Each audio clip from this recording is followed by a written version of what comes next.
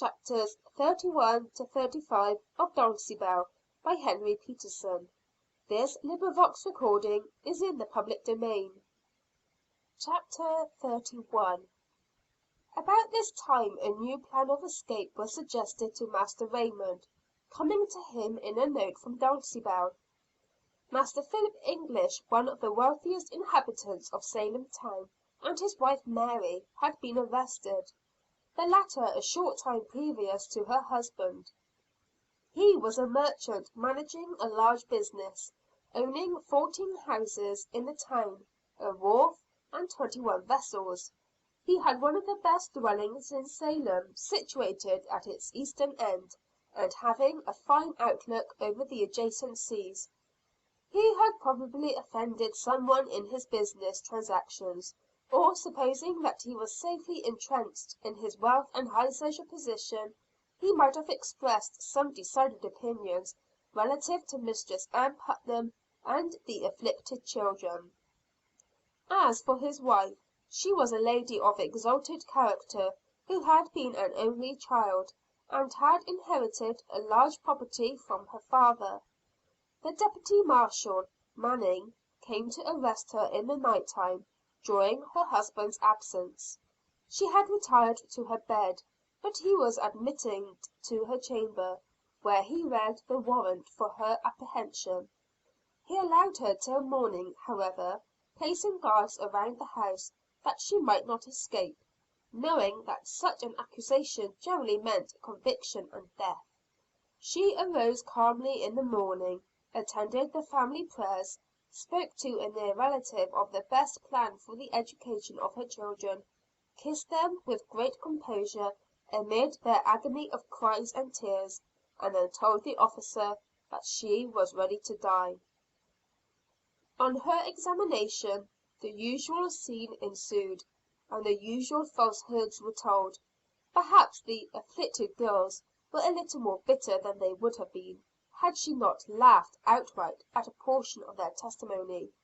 She was a very nice person in her habits, and it was testified against her, that being out one day in the streets of Salem, walking around on visits to her friends during a whole morning, notwithstanding the streets were exceedingly sloppy and muddy, it could not be perceived that her shoes and white stockings were soiled in the least. As we have said, at this singular proof of her being a witch, the intelligent lady had laughed outright, and this of course brought out the additional statement, that she had been carried along on the back of an invisible familiar, a spectral blue boar, the whole way. Of course this was sufficient, and she was committed for trial. And now, while free Master Philip English and his wife were both in prison, and he daily concocting plans by which he might find himself on the deck of the fastest sailer of all those 21 vessels of his. Uncle Robie had thought this might be also a good opportunity for Dulcibel, and it struck Master Raymond the same way. While Master English had no objection, especially as it was mainly for Dulcibel that the jailer would open the prison doors. And this was better than the violence he had at first contemplated; for as his vessels gradually began to accumulate in port, owing to the interruption to his business caused by his arrest, he had only to give the word, and a party of his sailors would have broken open the prison some dark night, and released him from captivity. The Albatross, Master English's fastest sailer, at length came into port, and the arrangements were speedily made. The first northwesterly wind, whether the night were clear or stormy, though of course with such a wind it would probably be clear, the attempt was to be made immediately after midnight. Uncle Robie was to unlock the jail doors, let them out, lock the doors again behind them, and have a plentiful supply of witch stories to account for the escape. And Master Raymond had some hopes also, that Abigail Williams would come to the jailer's support in anything that seemed to compromise him in the least, for he had promised to send her a beautiful gift from England when he returned home again, and with such a sharpener to the vision the precocious child would be able to see even more wonderful things than any she had already testified to. The favorable wind came at length, and with it an exceedingly propitious night, there being a moon just large enough to enable them to see their way, with not enough light to disclose anything sharply. Master Raymond had planned all along to take Dulcibel's horse also with them, and if he could ride the animal it would obviate the necessity of taking another horse also, and being plagued what to do with it when they arrived at the prison, for he was very desirous that Master Putnam should not be in the least involved in the matter. Master Raymond therefore had been practising up in the woods for about a week, at what the minister had failed so deplorably in, the riding of the little black mare. At first he could absolutely do nothing with her. She would not be ridden by any male biped, but finally he adopted a suggestion of quick-witted Mistress Putnam. He put on a side saddle and a skirt, and rode the animal woman fashion, and all without the least difficulty, the little mare seeming to say by her behavior, "Ah now, that is sensible. Why did you not do it before?" So late on the evening appointed for the attempted escape, after taking an affectionate leave of his host and hostess, and putting a few necessary articles of apparel into a portmanteau strapped behind the saddle, Master Raymond started for Salem town. Leaving the village to the right, he made good time to the town, meeting no one at that late hour. He had covered the mare with a large horse blanket, so that she could not easily be recognized by anyone who might happen to meet them. There was a night watchman in Salem town, but a party of sailors had undertaken to get him off the principal street at the appointed hour, by the offer of refreshments at one of their haunts, and by this time he was too full of Jamaica spirits to walk very steadily or see very clearly. Arrived at the prison, Master Raymond found the captain and mate of the Albatross impatiently awaiting him. It was not full time yet, but they concluded to give the signal, 3 hoots of an owl, which the mate gave with great force and precision. Still all seemed dark and quiet as before. Then they waited, walking up and down to keep the blood in their veins in motion, as the nights were a little cool. "It is full time now," said the captain. "Give the signal again, Brady." Brady gave it, if anything with greater force and precision than before, but not a sign from within. Had the jailer's courage given way at the last moment, or could he have betrayed them? They paced up and down for an hour longer. It was evident that, for some reason or other, the plan had miscarried. "Well, there's no use of waiting here," exclaimed the captain of the Albatross with an oath. "I am going back to the ship." Master Raymond acquiesced. There was no use in waiting longer, and so he redonned his petticoat, much to the amusement of the seamen, and started back to Master Putnam's, arriving there in the darkest hours of the night, just before the breaking of the day. Chapter 32. The reason of the failure of the plan of escape may be gathered from a little conversation that took place between Squire Hathorne and Thomas Putnam the morning of the day fixed upon by Master Philip English. Thomas Putnam had called to see the magistrate at the suggestion of that not very admirable but certainly very sharp-witted wife of his. I do not suppose that Thomas Putnam was at all a bad man, but it is a lamentable sight to see, as we so often do, a good, kind, honest-hearted man made a mere tool of by some keen-witted and unscrupulous woman, in whose goodness he believes, in a kind of small-minded and yet not altogether ignoble spirit of devotion, mainly because she is a woman. Being a woman, she cannot be, as he foolishly supposes, the shallow-hearted, mischievous being that she really is. "Do you know, Squire, how Master English's sailors are talking around the wharves?" "No. What are the rascals saying?" "Well, Mistress Putnam has been told by a friend of hers in the town, that he heard of a half drunken sailor belonging to one of Master English's vessels say that they had meant to tear down the jail some night, hang the jailers, and carry off their master and mistress." "Ah," said the Squire, "this must be looked into."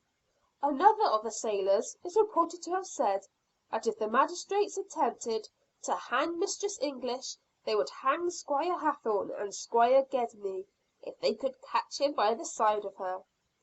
"The impudent varlets!" exclaimed Squire Hathorne, his wine red face growing redder. "Master English shall sweat for this. How many of his sailors are in port now?" "Oh, I suppose there are 50 of them, and all reckless, unprincipled men. To my certain knowledge there is not a member of church among them." "The godless knaves!" cried the magistrate. "I should like to set the whole lot of them in the stocks, and then whip them out of the town at the cart's tail." "Yes, that is what they deserve. But then we cannot forget that they are necessary to the interests of the town, unless Salem is to give up all her shipping business. And these sailors are so clannish, that if you strike one of them, you strike all. No, it seems to me, Squire, we had better take no public notice of their vaporing, but simply adopt means to counteract any plans they may be laying." "Well, what would you suggest, Master Putnam? Has Mistress Putnam any ideas upon the subject? I have always found her a very sensible woman." "Yes, my wife is a very remarkable woman, if I do say it," replied Master Putnam. "Her plan is to send Master English and his wife off at once to Boston. That will save us all further trouble with them and their sailors." "A capital idea. It shall be carried out this very day," said the magistrate. "And she also suggests that the young witch woman, Dulcibel Burton, should be sent with them. That friend of my brother Joseph is still staying around here, and Mistress Putnam does not exactly comprehend his motives for so long a visit." "Ah, indeed! What motive has he?" and Squire Hathorne rubbed his broad forehead. "There was some talk at one time of his keeping company with Mistress Burton." "What, the witch? That is too bad, for he seems like a rather pleasant young gentleman, and I hear he is the heir of a large estate in the old country." "Of course there may be nothing in it; but Mistress Putnam also heard from one of her female cronies the other day, that jailer Foster was at one time a mate on board Captain Burton's vessel." "Ah! And you know how very handsome that Mistress Dulcibel is; and being besides a witch of great power, it seems to Mistress Putnam that it is exposing jailer Foster to very great temptation." "Mistress Putnam is quite correct," said Squire Hathorne. "Mistress Dulcibel had better be transferred to Boston also. There the worshipful Master Houghton has the power and the will to see that all these imps of Satan are kept safely."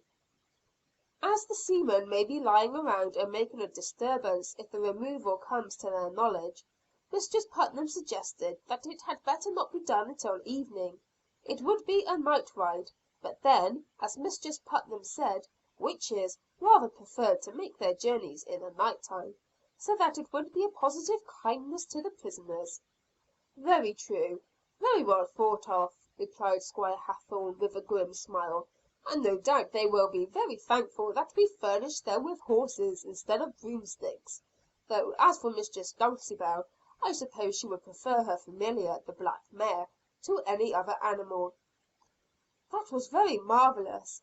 Abigail Williams says that she is certain that the mare, after jumping the gate, never came down to the earth again, but flew straight up into the thunder cloud." "And it thundered when the black beast entered the cloud, did it not?" said the magistrate in a sobered tone. He evidently saw nothing unreasonable in the story. "Yes, it thundered, but not the common kind of thunder. It was enough to make your flesh creep. The minister says he is only too thankful that the satanic beast did throw him off. he might have been carried off to hell with her. Yes, it was a very foolish thing to get on the back of a witch's familiar, said the magistrate. It was tempting Providence, and Master Parris has cause for thankfulness that only such a mild reproof as a slight wetting was allowed to be inflicted upon him. These are perilous times, Master Putnam. Satan is truly going about like a roaring lion, seeking what he may devour against this chosen seed, this little remnant of God's people left upon the whole earth. No wonder that he is tearing and raging. Ah me, my Christian friend, it is too true. And no wonder that he is so bold and full of joyful subtlety, for he is not prevailing in spite of all our efforts. You know there are at least 400 members of what rightly calls itself the Church of England, for certainly it is not the Church of Christ, in Boston alone. When the royal governor made the town authorities give up the South Church, even our own church, built with our own money, to do their so-called rector to hold their idolatrous services in, we might have known that Satan was at our door. Oh, that such horrible things should happen in the godly town of Boston, responded Squire Hathorne. But when the King interfered between justice and the Quakers, and forbade the righteous disciples we were exercising upon them, of course a door was opened for all other latitudinarianisms and false doctrine. Why, I am told that there are now quite a number of Quakers in Boston, and that they even had the assurance to apply to the magistrates the other day for permission to erect a meeting house. Impossible! Exclaimed Master Putnam. They ought to have been whipped out of their presence. Yes, continued the worthy magistrate irefully, but when the King ordered that the right of the voting for our rulers should no longer be restricted to church members, but that every man of fair estate and good moral character, as he phrases it, should be allowed to vote, even if he is not a member at all, he aimed a blow at the very magistracy himself. Yes, that is worse than heresy. And how can a man possess a good moral character without being a member of the true church? Of course, that is self-evident. But it shows how the righteous seed is being over-flooded with iniquity, even in its last chosen house; how our Canaan is being given up to the Philistines; and therefore it is, doubtless, that Satan, in the pride of his success, is introducing his emissaries into the very house of the Lord itself, and promising great rewards to them who will bow down and sign their names in his red book, and worship him. Ah, we have fallen on evil times, Master Putnam. And so the two worthy Puritans condoled with each other, until Master Putnam, bethinking himself that he had some worldly business to attend to, Squire Hathorne proceeded to give the necessary directions for the removal of the three prisoners from Salem to Boston jail. This was accomplished that very night, as Mistress Putnam had suggested. Deputy Marshall Herrick and a constable guarding the party, Dulcibel occupied a pillion behind jailer Foster. Master English and his wife rode together, while Master Herrick and the constable each had a horse to himself. The original plan was for Dulcibel to ride behind Master Herrick, but upon jailer Foster representing that there might be some danger of a rescue, and offering to join the party, it was arranged that he should have special charge of Mistress Dulcibel, whom he represented to Herrick as being, in his opinion, a most marvelous witch. Uncle Robie's true reason for going, however, was that the jailer in Boston was an old friend of his, and he wished to speak a secret word to him, that might ensure Dulcibel kinder treatment than was usually given in Boston jail to any alleged transgressor. Chapter 33. In the course of the next day, the removal of the three prisoners came known to everybody. Master Raymond wondered when he heard it, whether it was a checkmate to the plan of escape with which the magistrates in some way had become acquainted, or whether it was a mere chance coincidence. Finally he satisfied himself that it was the latter, though no doubt suggested by the rather loose threats of Master English's many sailors. When jailer Foster returned, he found means to inform Master Raymond that it had been entirely impossible, so suddenly was the whole thing sprung upon him, to let anyone in their secret know of what was going on. He had not even taken the assistant jailer, his own son, into his confidence, because he did not wish to expose him to needless danger. His son was not required to afford any help, and therefore it would be unwise to incur any risk of punishment. Besides, while Uncle Robie had made up his mind to do some tall lying of his own for the sake of saving innocent lives, he saw no reason why his son should be placed under a similar necessity. Lying seemed to be absolutely needful in the case, but it was well to do as little of it as possible. From his conversation with Master Herrick, Uncle Robie concluded that nothing had been divulged, and that the magistrates had acted only on the supposition that trouble of some kind might result from the sailors; and, looked at from that point of view, it was quite sufficient to account for the removal of two of the prisoners. As to why Dulcibel should also be sent to Boston, he could get no satisfactory explanation. It seemed in fact to be a matter of mere caprice, so far as Uncle Robie could find out. They had pushed on through the night to Boston, about a 4 hours' slow ride, and delivered the three prisoners safely to the keeper of Boston jail, Uncle Robie adding in assurance to Goodwife Buckley, who acted as Master Raymond's confidential agent in the matter, that he had spoken a word to his old crony who believed no more in witches than he did, which would insure to her as kind treatment as possible.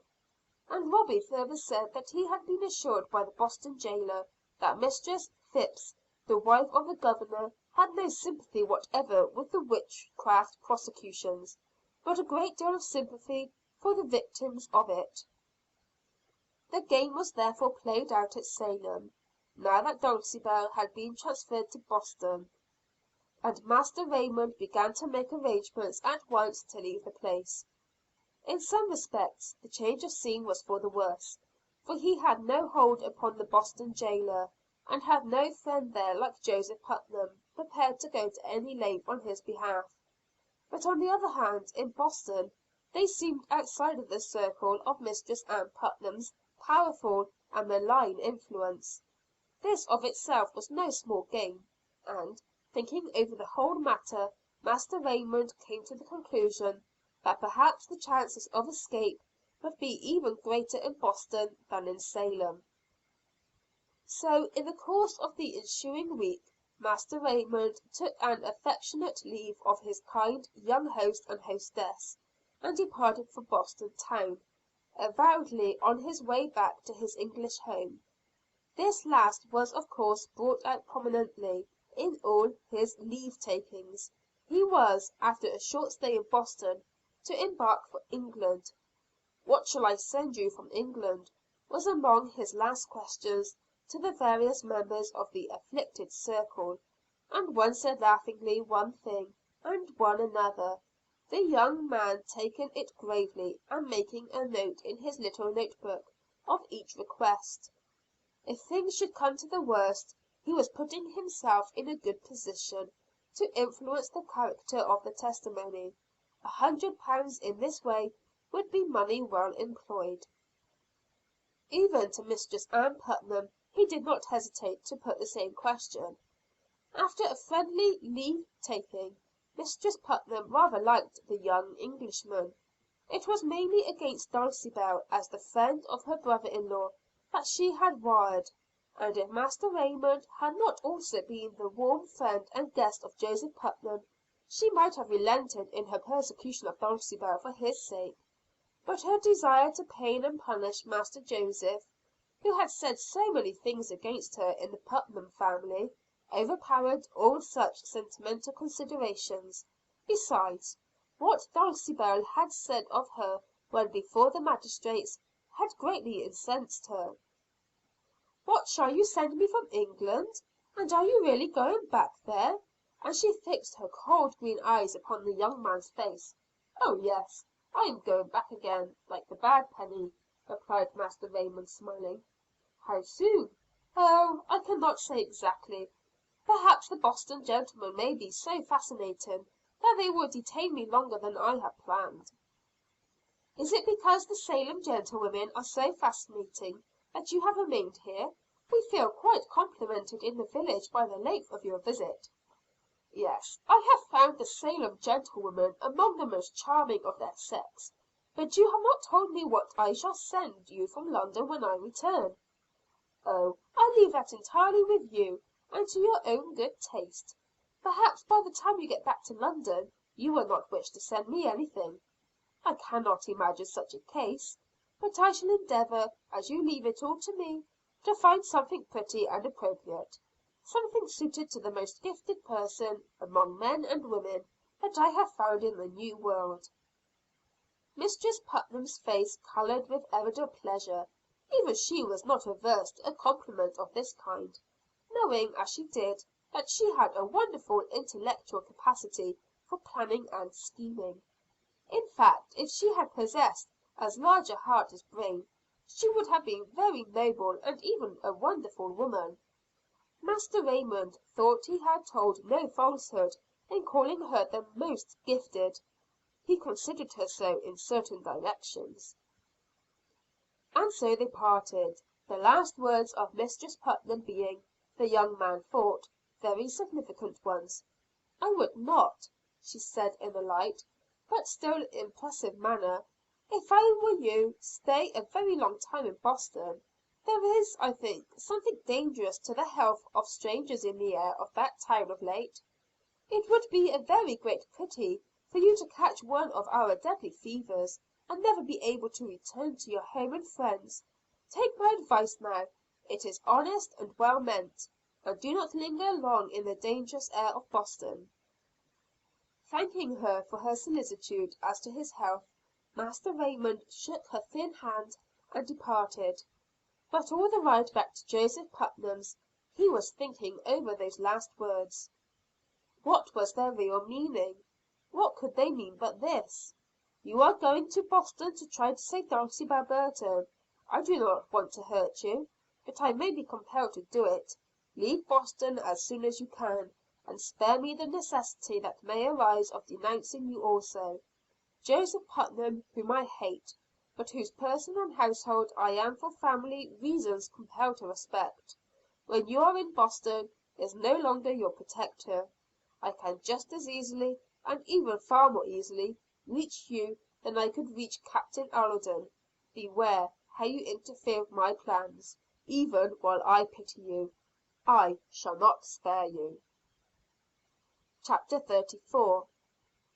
Master Raymond had agreed to keep his friend Joseph Putnam informed by letter of his movements, for there had been a postal system established a number of years before through the Massachusetts colony.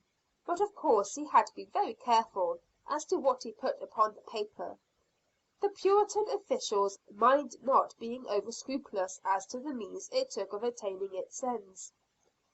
He had brought excellent letters to persons of the highest character in Boston, and had received invitations from many of them to make his home in their houses; for the Boston people of all classes, and especially the wealthy, obeyed the scriptural injunction, and were given to hospitality, which I believe is true to the present day.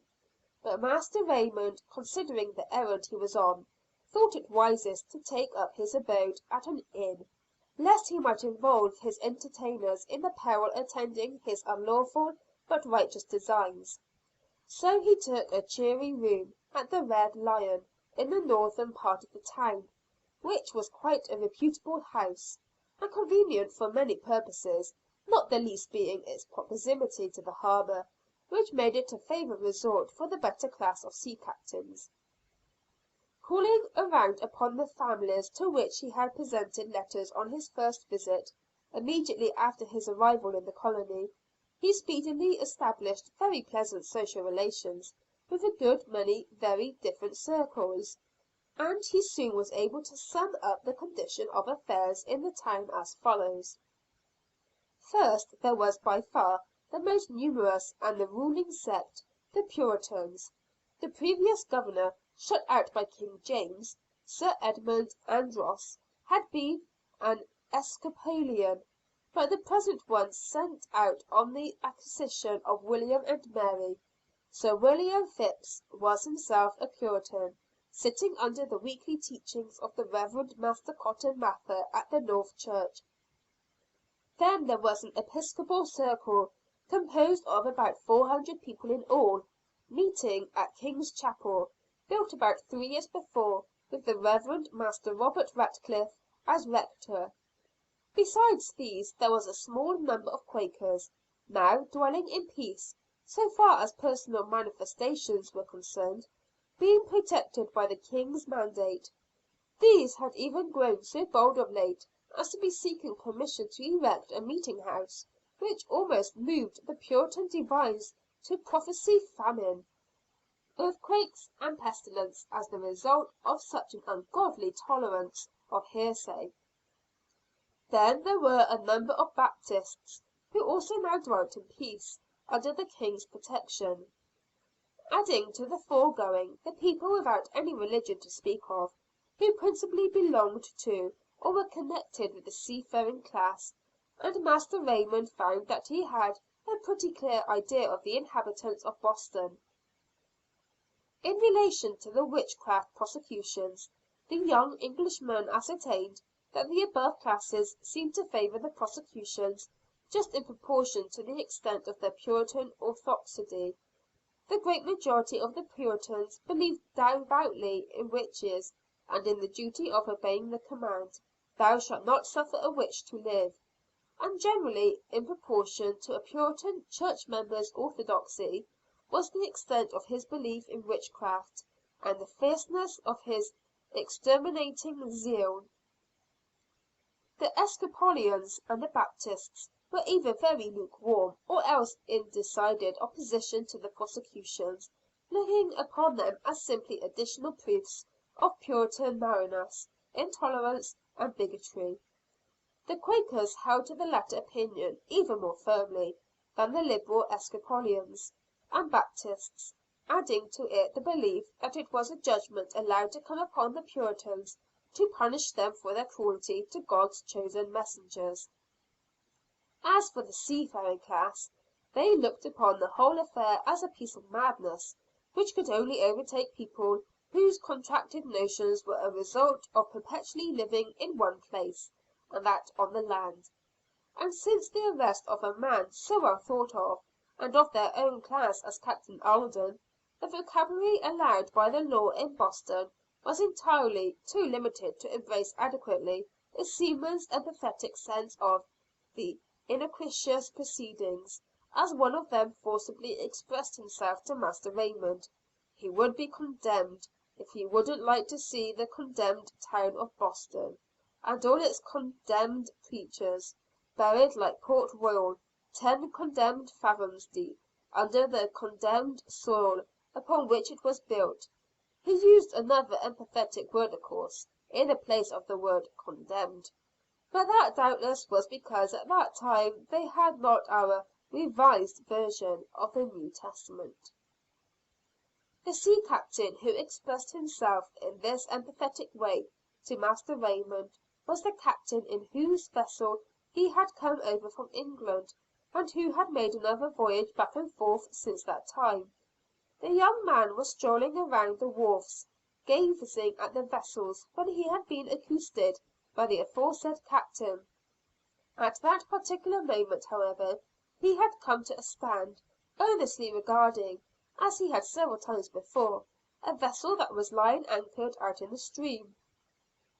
After passing some additional words with the captain upon various matters, and especially upon the witches, a subject that every conversation at that time was apt to be very full of, he turned towards the water and said, "That seems to be a good craft out there." It was a vessel of 2 mates, slender and raking, and with a long, low hull, something of the model which a good many years later went by the name of the Baltimore Clipper. "Yes, she is a beauty," replied the Captain. "She looks as if she might be a good sailor." "Good! I reckon she is. The Storm King can show her heels to any vessel that goes out of this port, or out of London either for that matter." "What is she engaged in?" Here the Captain gave a low whistle, and followed it up with a wink. "Buccaneers occasionally, I suppose." "Oh, Captain Tolley is not so very condemned particular what he does, so that of course is the entire lawful," and the Captain winked again. "He owns his vessel, you see, carries her in his pocket, and has no condemned lot of landlubber owners on shore who cannot get away if there is any trouble from the condemned magistrates and constables." "That is an advantage sometimes," said the young man. He was thinking of his own case probably. "Of course it is. Law is a very good thing, in its place.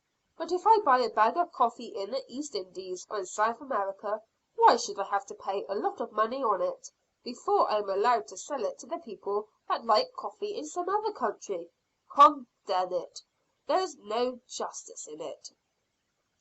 Master Raymond was in no mood just then to argue great moral questions, so he answered by asking, "Captain Tolley does not make too many inquiries when a good offer is made him, then?" "Do not misunderstand me, young man," replied the Captain gravely. "My friend, Captain Tolley, would be the last man to commit piracy, or anything of that kind. But just look at the case. Here Captain Tolley is, off at sea, attending to his proper business. Well, he comes into some condemned port, just to get a little water perhaps, and some fresh provisions, and hears that while he has been away, these condemned landlubbers have been making some new rules and regulations, without even asking any of us seafaring men anything about it. Then if we do not obey their foolish rules, they nab us when we come into port again, and fine us, perhaps put us in the depôts. Now, as a fair man, do you call that justice?" Master Raymond laughed good humoredly. "I see it has its unfair side," he said. "By the way, I should like to look over that vessel of his. Could you give me a line of introduction to him?" "Of course I can. Nothing pleases Tolley more than to have people admire his vessel, even though a landsman's admiration, you know, really cannot seem of much account to a sailor. But I cannot write here. Let us adjourn to the Lion." Chapter 35. The next day furnished with a brief note of introduction, Master Raymond, with the aid of a skiff, put himself on the deck of the Storm King. Captain Tolley received him with due courtesy, wondering who the stranger was. The Captain was a well built, athletic, though not very large man, with a face naturally dark in hue, and bronzed by exposure to the southern sun, as Master Raymond ascertained afterwards. He was the son of an English father and a Spanish mother, and he could speak English, French, and Spanish with equal facility. While he considered himself an Englishman of birth, his nationality sat very loosely upon him, and if need be, he was just as willing to run up the French or Spanish colors on the Storm King as the red cross of St. George.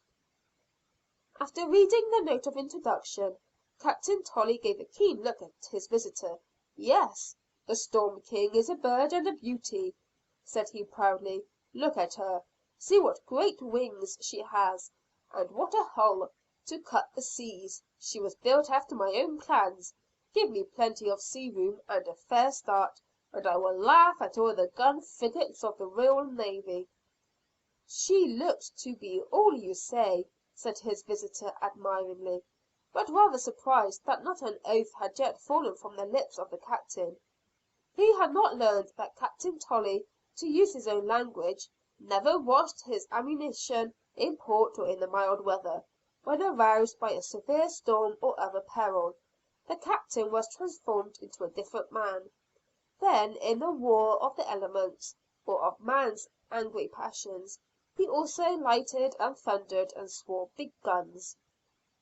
"Let us go down into the cabin," said the Captain. Reaching there, he filled a couple of glasses with wine and putting the decanter on the table, invited his visitor to be seated. Then, closing the door, he said with a smile, "Nothing that is said inside this cabin ever is told anywhere else." There was that in the speech, bearing, and looks of Captain Tolley which inspired Master Raymond with great confidence in him. "I feel that I may trust you, Captain," he said earnestly. "I have done business for a great many gentlemen, and no one ever found me untrue to him," replied Captain Tolley proudly. "Some things I will not do for anybody, or for any price; but that ends it. I never betray confidence." "Do you believe in witches, Captain?" "Indeed I do." "Well, I suppose that settles it," replied the young man in a disappointed tone, rising to his feet. "I know a little witch down in Jamaica, that has been tormenting me almost to death for the last 3 years; but I tell you she is a beauty, as pretty as the Storm King. She doesn't carry quite as many petticoats though," added the Captain, laughing. "Oh, that is the kind of witch you mean," and Master Raymond sat down again. "It is the only kind that I ever came across, and they are bad enough for me," responded the Captain dryly. "I know a little witch of that kind," said Master Raymond, humoring the Captain's fancy, "but she is now in Boston prison and in danger of her life." "Ah, I think I have heard something of her. Very beautiful, is she not? I caught a glimpse of her when I went up to see Captain Alden, who the bigoted fools have got in limbo there. I could not help laughing at Alden. The idea of calling him a witch! Alden is a religious man, you know." "But it may cost him his life." "That is what I went to see her about. I offered to come up with a party some night, break open the jail, and carry him off to New York in the Storm King." "Well?" "Oh, you know the better people are not in the jail, but the jailer's house, having given their promises to Keeper Arnold that they will not try to escape if thus kindly treated; and besides, if he runs off they will confiscate his property, of which Alden foolishly has a good deal in houses and lands. So he thinks it the best policy to hold on to his anchor, and see if the storm will not blow itself out." "And so you have no conscientious scruples against breaking the law by carrying off any of these imprisoned persons?" "Conscientious scruples, and the Puritan laws be d!" exclaimed the Captain, thinking perhaps that this was an occasion when he might with propriety break his rule as to swearing while in port. "Your language expresses my sentiments exactly," responded the young Englishman, who had never uttered an oath in his life. "Captain, I am betrothed to that young lady you saw when you went to see Captain Alden. If she is ever brought to trial, those Salem hell hounds will swear away her life. I mean to rescue her, or die with her. I am able and willing to pay you any reasonable price for your aid and assistance. Will you help me?" The Captain sprang to his feet. "Will I help you? The great God dash the Storm King to pieces on her next voyage if I fail you. See here," taking a letter out of a drawer, "it is a profitable offer just made me, but it is a mere matter of merchandise, and this is a matter of a woman's life. You shall pay me what you can afford to, and what you think right; but, money or no money, I and the Storm King and her brave crew, who will follow wherever I lead, are at your service." As Captain Tolley uttered these words in an impassioned though low voice, and with a glowing face and sparkling blue eyes, Master Raymond thought he had never seen a handsomer man. He grasped the Captain's extended hand, and shook it warmly. "I shall never forget this noble offer," he exclaimed, and he never did forget it, for from that moment the two were lifelong friends. "What is your plan?" said the Captain. "A peaceable escape if possible. If not, what do you propose to Captain Alden?" "I should like the last the best," said the Captain. "Why, it would expose you to penalties, and keep your vessel hereafter out of Boston harbor." "You see that I have an old grudge of my own," replied the Captain. "These Puritan rascals once arrested me for bringing some Quakers from Barbados, good, honest, innocent people, a little touched here, you know," and the Captain tapped with his broad brown brow with his finger. "They caught me on shore, fined me, and would have put me in the stocks, but my mate got word of it. We were lying out in the storm, trained two big guns to bear upon the town. I gave them just 15 minutes to send me on board again. That was 20 years ago, and I have not been here since." "They sent you on board, I suppose?" "Oh, the saints are not fools," replied the Captain, laughing. "As for being shut out of Boston harbor hereafter, I do not fear that much. The reign of the saints is nearly over. Do you not see that the Quakers are back, and that the Baptists and the prayer book men, as they call the Episcopalians, and they do not touch them, though they would whip the whole of them out of the province, at the cart's tail, if they dared. But there are kings in Israel again," and the Captain laughed heartily, "and the kings are always better shepherds to the flock than the priests." "You may have to lie here idle for a while, but I will bear the expense of it," said Master Raymond. "Have the proper papers drawn up, and I will sign them."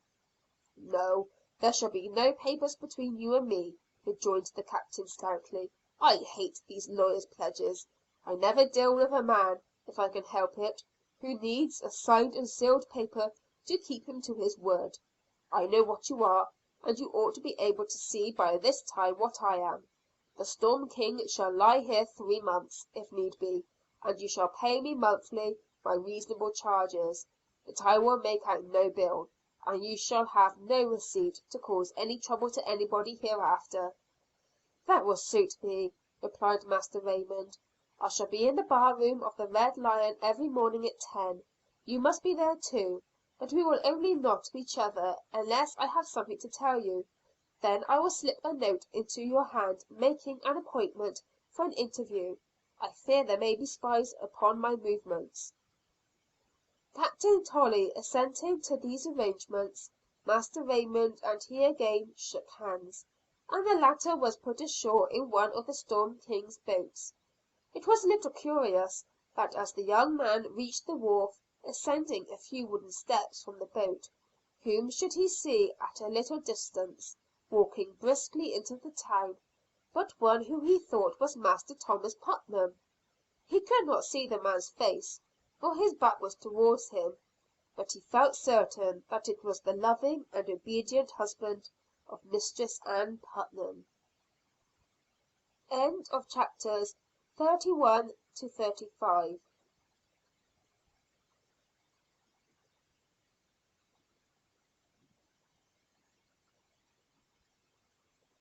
Chapters 36 to 40 of Dulcibel by Henry Peterson. This recording is in the public domain. Chapter 36.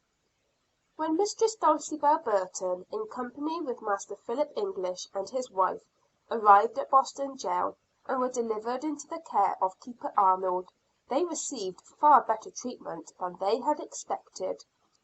The prison itself, situated in a portion of Boston which is now considered the center of fashion and elegance, was one of those cruel bridewells which were a befitting illustration of what some suppose to have been the superior manners and customs of the good old times.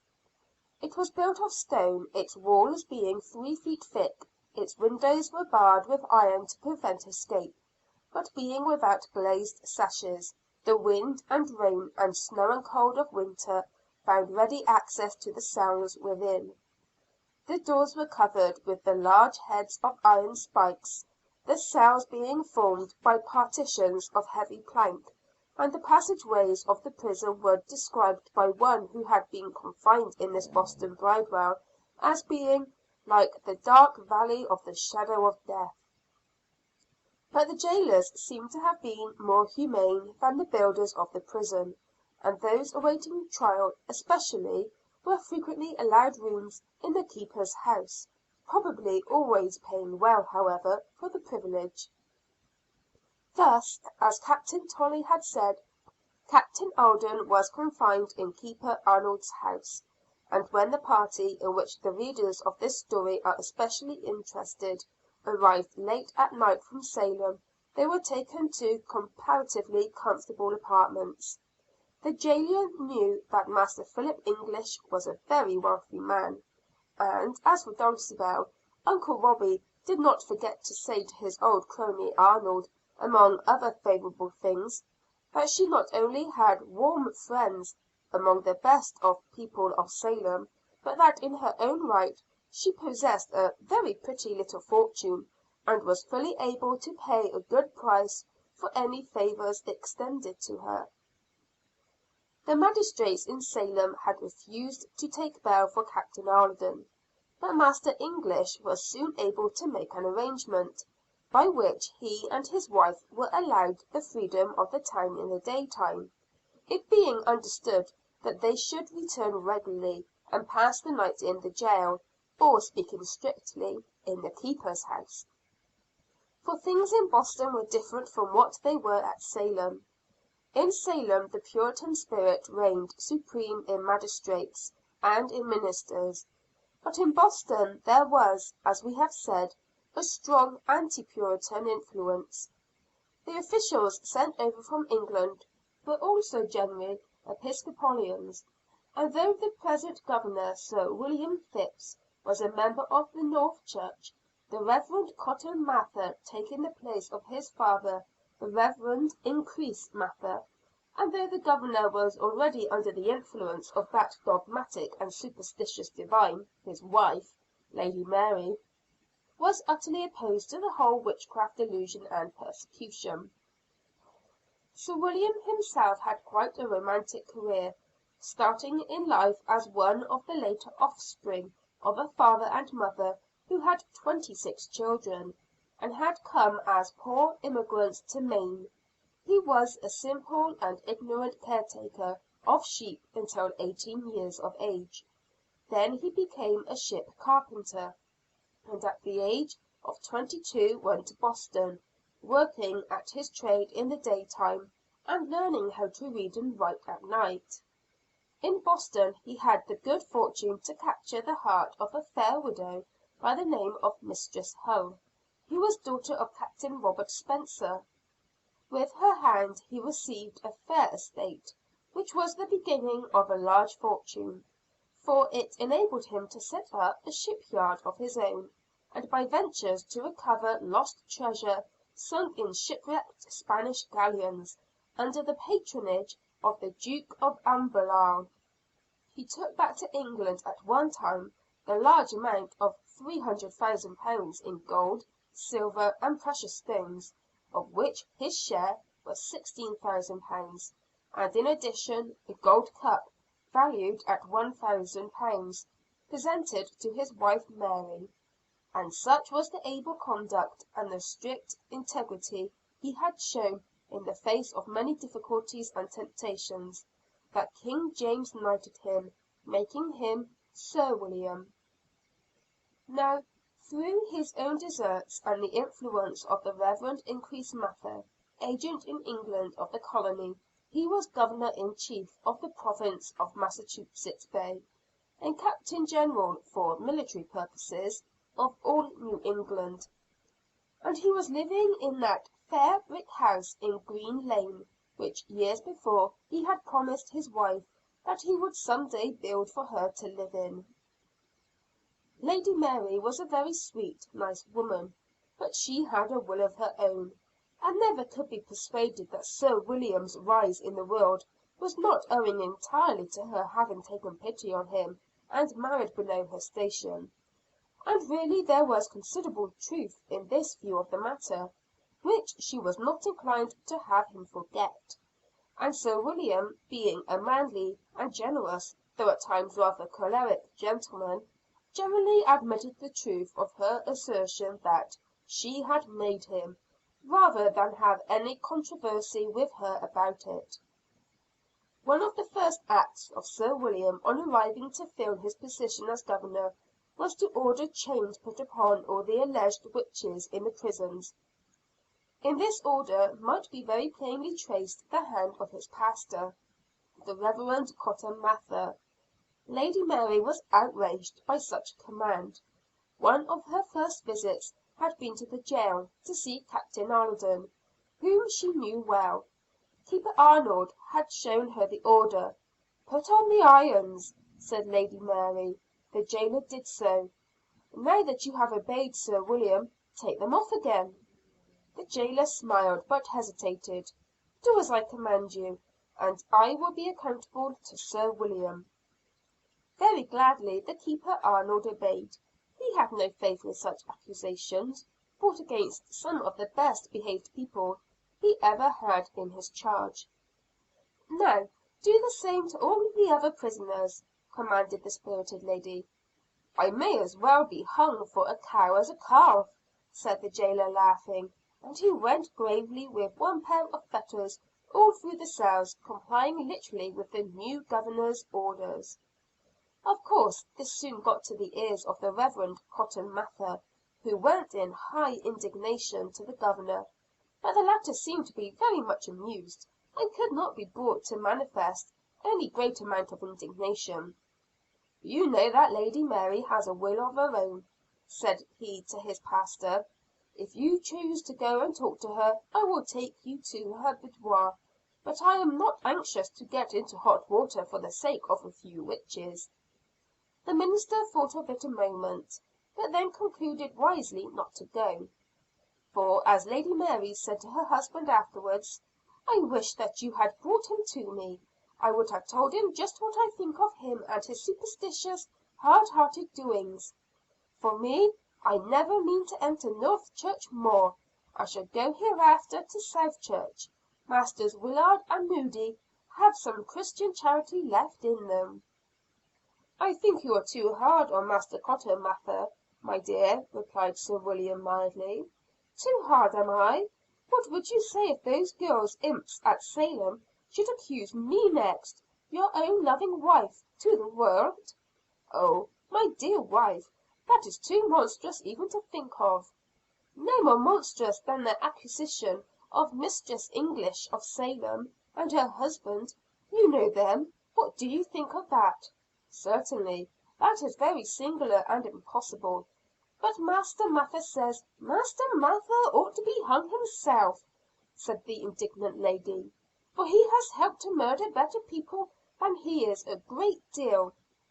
"My dear, I must remonstrate. And there is Captain Alden, he is a witch too, it seems," and Lady Mary laughed scornfully. "Why not you too? You are no better a man than Captain Alden." "Oh, the Captain shall not be hurt." "It will not be through any mercy of his judges then. But answer my question. What will you do if they dare to accuse me? Answer me that."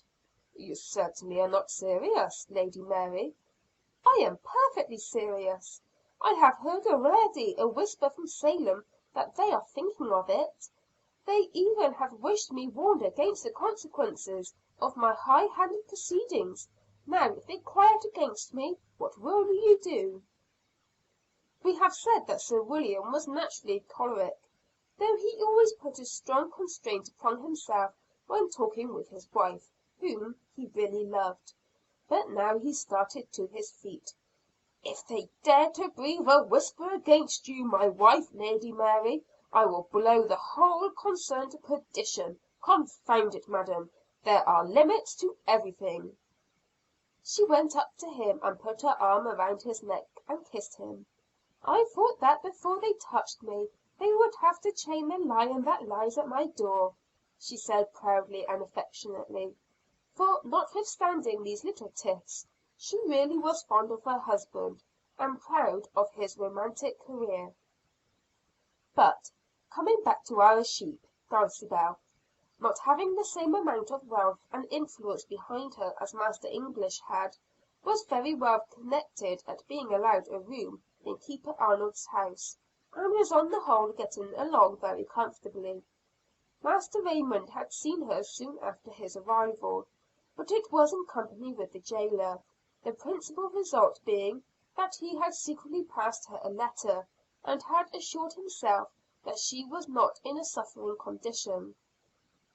But things of late were looking brighter, for Master Raymond had made the acquaintance of Lady Mary through a friend to whom he had letters from England. and Lady Mary had begun to take an interest in Dulcibel, whom she had seen on one of her visits to Mistress English. Through Lady Mary, in some way, Dulcibel hoped to escape from the prison, trusting that, if once at large, Master Raymond would be able to provide for her safety. But there was one great difficulty. She with the others had given her word to the keeper not to escape, as the price of her present exemption from confinement in an exposed unhealthy cell. How this promise was to be managed, neither of them had been able to think of. Keeper Arnold might be approached, but Dulcibel feared not, at least under present circumstances. If brought to trial and convicted, then to save her life, Dulcibel thought he might be persuaded to aid her. As to breaking her word to the keeper, that never entered the mind of the truthful maiden, or of her lover. Death even was more endurable than the thought of dishonor, if they had thought of the matter at all. But as I have said, they never even thought of such a thing, and therefore how to manage the affair was a very perplexing question. Chapter 37. One day about this time, Master Raymond was sitting in the porch of the Red Lion, thinking over a sight he had just seen. A man had passed by wearing on the back of his drab coat a capital eye 2 inches long, cut out of black cloth, and sewed upon it. On inquiry he found the man had married his deceased wife's sister, and both he and the woman had been first whipped and then condemned to wear this letter for the rest of their lives, according to the law of the colony. Master Raymond was puzzling over the matter, not being able to make out that any real offense had been committed, when who should walk up to the porch but Master Joseph Putnam. After a hearty hand shaking between the two, they retired to Master Raymond's apartments. "Well, how are things getting along at Salem?"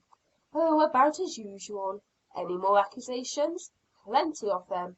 People are beginning to find out that the best way to protect themselves is to sham being afflicted, and accuse somebody else."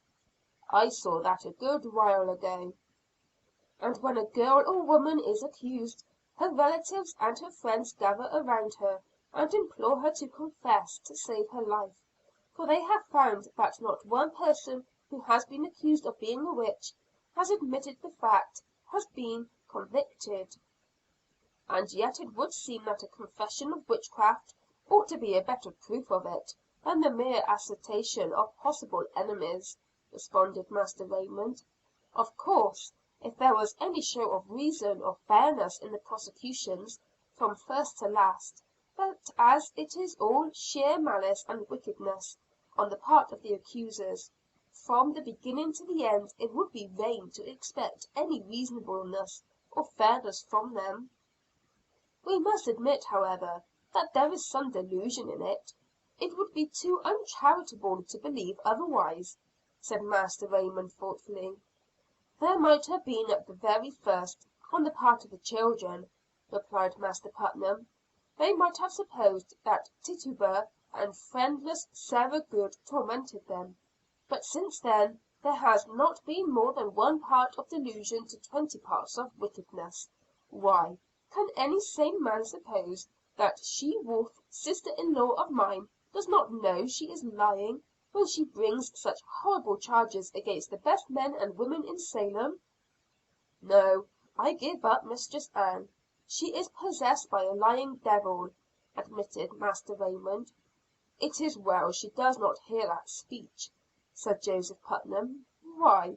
"Because, up to this time, you seem to have managed to soften her heart a little." "I have tried to. I have thought myself justified in playing a part, as King David once did, you know." "It is that which brings me here. I met her at the house of a friend whom I called to see on some business a day or 2 ago." "Ah!" "She said to me in that soft purring voice of hers, 'Brother Joseph, I hear that your good friend Master Raymond is still in Boston.' I answered that I believed he was.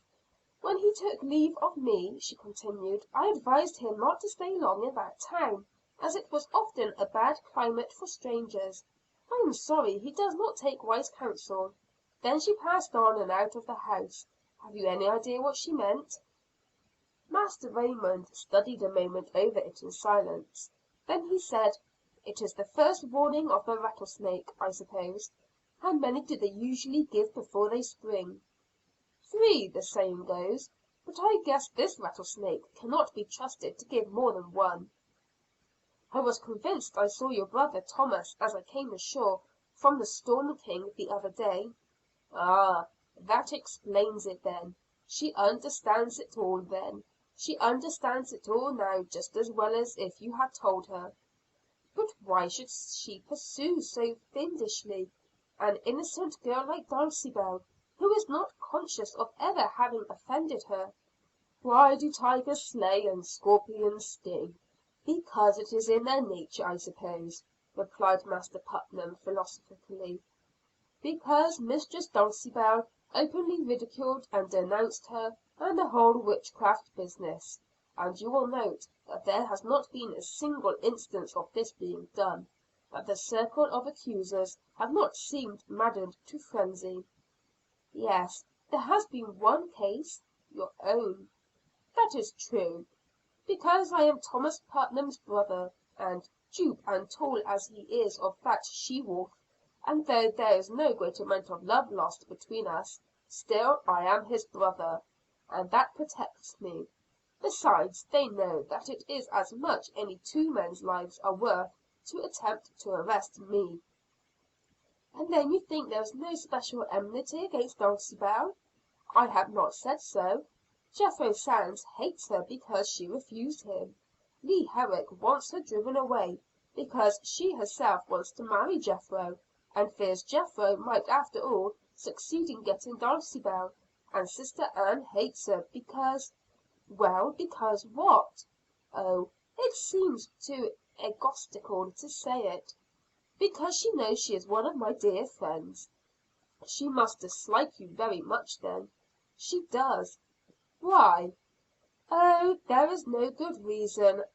At the first she was inclined to like me, but I always knew she was a cold blooded snake and she wolf, and I would have nothing to do with her.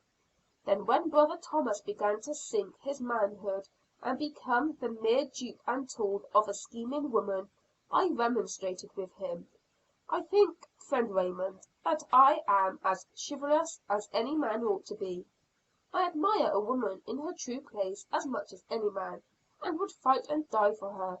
But for these men that forget their manhood, these Mark Antonys, who yield up their sound reason and their manly strength to the wiles and tears and charms of selfish and ambitious Cleopatras, I have nothing but contempt. There are plenty of them around in all ages of the world, and they generally glory in their shame. Of course brother Thomas did not enjoy very much my mean opinion of his conduct; and as for Sister Ann, she has never forgiven me and never will." "And so you think she hates Dulcibel, mainly because you love her?" "That is about the shape of it," said Master Putnam dryly. "That Dulcibel feels for me the affection of a sister, only intensifies my sister in law's aversion to her. But then you see, that merely on the general principle of denouncing all who set themselves in opposition to the so called afflicted circle, Dulcibel would be accused of witchcraft." "Well, for my part, I think the whole affair can only be accounted for as being a piece of what we men of the world, who do not belong to any church, call devilishness," said Master Raymond hotly. "You see," responded Master Putnam, "what you men of the world have to come to the same conclusion that we church members do. You impute to the devilishness, and we to being possessed by the devil.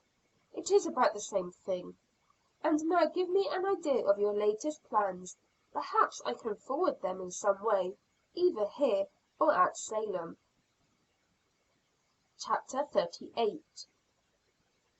All this time the undercurrent of opposition to these criminal proceedings against the alleged witches was growing stronger at Boston. The Reverend Samuel Willard and Joshua Moody, both ministers of undoubted orthodoxy from the Puritan standpoint, did not scruple to visit the accused in the keeping of jailer Arnold, and sympathize openly with them. Captain Alden and Master Philip English, and his wife especially, were persons of too great wealth and reputation not to have many sympathizing friends. On the other hand, the great majority of the Puritans, under the lead of the Reverend Cotton Mather and the two Salem ministers, Parrish and Noyes, were determined that the prosecution should go on, until the witches, those children of the evil one, were thoroughly cast out, even if half of their congregations should have to be hung by the other half. At a recent trial in Salem, one of the "afflicted" had even gone so far as to cry out against the Reverend Master Willard; but the court, it seemed, was not quite ready for that, for the girl was sent out of court, being told that she must have mistaken the person. When this was reported to Master Willard, it by no means tended to lessen his growing belief that the prosecutions were inspired by evil spirits. Of course, in this condition of things the position of the Governor, Sir William Phips, became a matter of the first importance. As he owed his office mainly to the influence of the Reverend Increase Mather, and sat under the weekly ministrations of his learned son, Cotton Mather, the witch prosecutors had a very great hold upon him. With a good natural intellect, Sir William had received a very scanty education, and was therefore much impressed by the prodigious attainments of such men as the two Mathers. To differ with them on a theological matter seemed to him rather presumptuous. If they did not know what was sound in theology, and right in practice, why was there any use in having ministers at all, or who could be expected to be certain of anything? Then, if Sir William turned to the law, he was met by an almost unanimous array of lawyers and judges who endorsed the witchcraft prosecution. Chief Justice Stoughton, honest and learned Judge Sewell, and nearly all the rest of the judiciary, were sure of the truth in this matter. Not one magistrate could be found in the whole province, to decide as a sensible English judge is reported by tradition to have done, in the case of an old woman who at last acknowledged in the feebleness of her confused intellect that she was a witch, and in the habit of riding about on a broomstick. Well, as I know of no law that forbids old women riding about on broomsticks, if they fancy that mode of conveyance, you are discharged. But there was not one magistrate at that time wise or learned enough to make such a sensible decision in the whole of New England. Thus, with the almost unanimous bar, and the great preponderance of the clergy advising him to pursue a certain course, Sir William undoubtedly would have followed it, had he not been a man whose sympathies naturally were with sea captains, military officers, and other men of the world; and, moreover, if he had not a wife, herself the daughter of a sea captain, who was an utter disbeliever in her accused friends being witches, and who had moreover a very strong will of her own.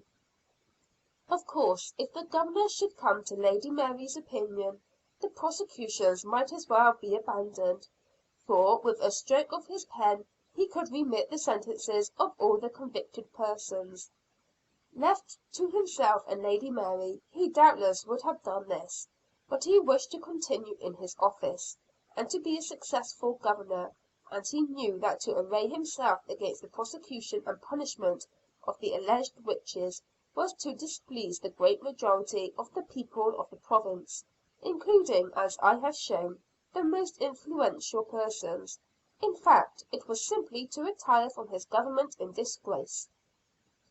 All this the Reverend Cotton Mather represented to Sir William, with much else of a less worldly, but no doubt still more effective character, based upon various passages of the Old Testament, rather than upon anything corresponding to them in the New. And so the prosecutions and convictions went on, but the further executions waited upon the Governor's decision. Chapter 39. It was a Thursday afternoon, and the "afflicted circle" was having one of its informal meetings at the house of Mistress Ann Putnam. At these meetings the latest developments were talked over, and all the scandal of the neighborhood, and even of Boston and other towns, gathered and discussed. Thus in the examination of Captain Alden, in addition to the material charges of witchcraft against him which I have noted, were entirely irrelevant slander of the grossest kind against his moral character, which the "afflicted girls" must have gathered from very low and vulgar sources. The only man present on this occasion was Jethro Sands, and the girls, especially Leah Herrick, could not but wonder who now was to be "cried out against," that Jethro was brought into their counsels. It is a curious natural instinct which leads every faculty, even the basest, to crave more food in proportion to the extent in which it has been already gratified.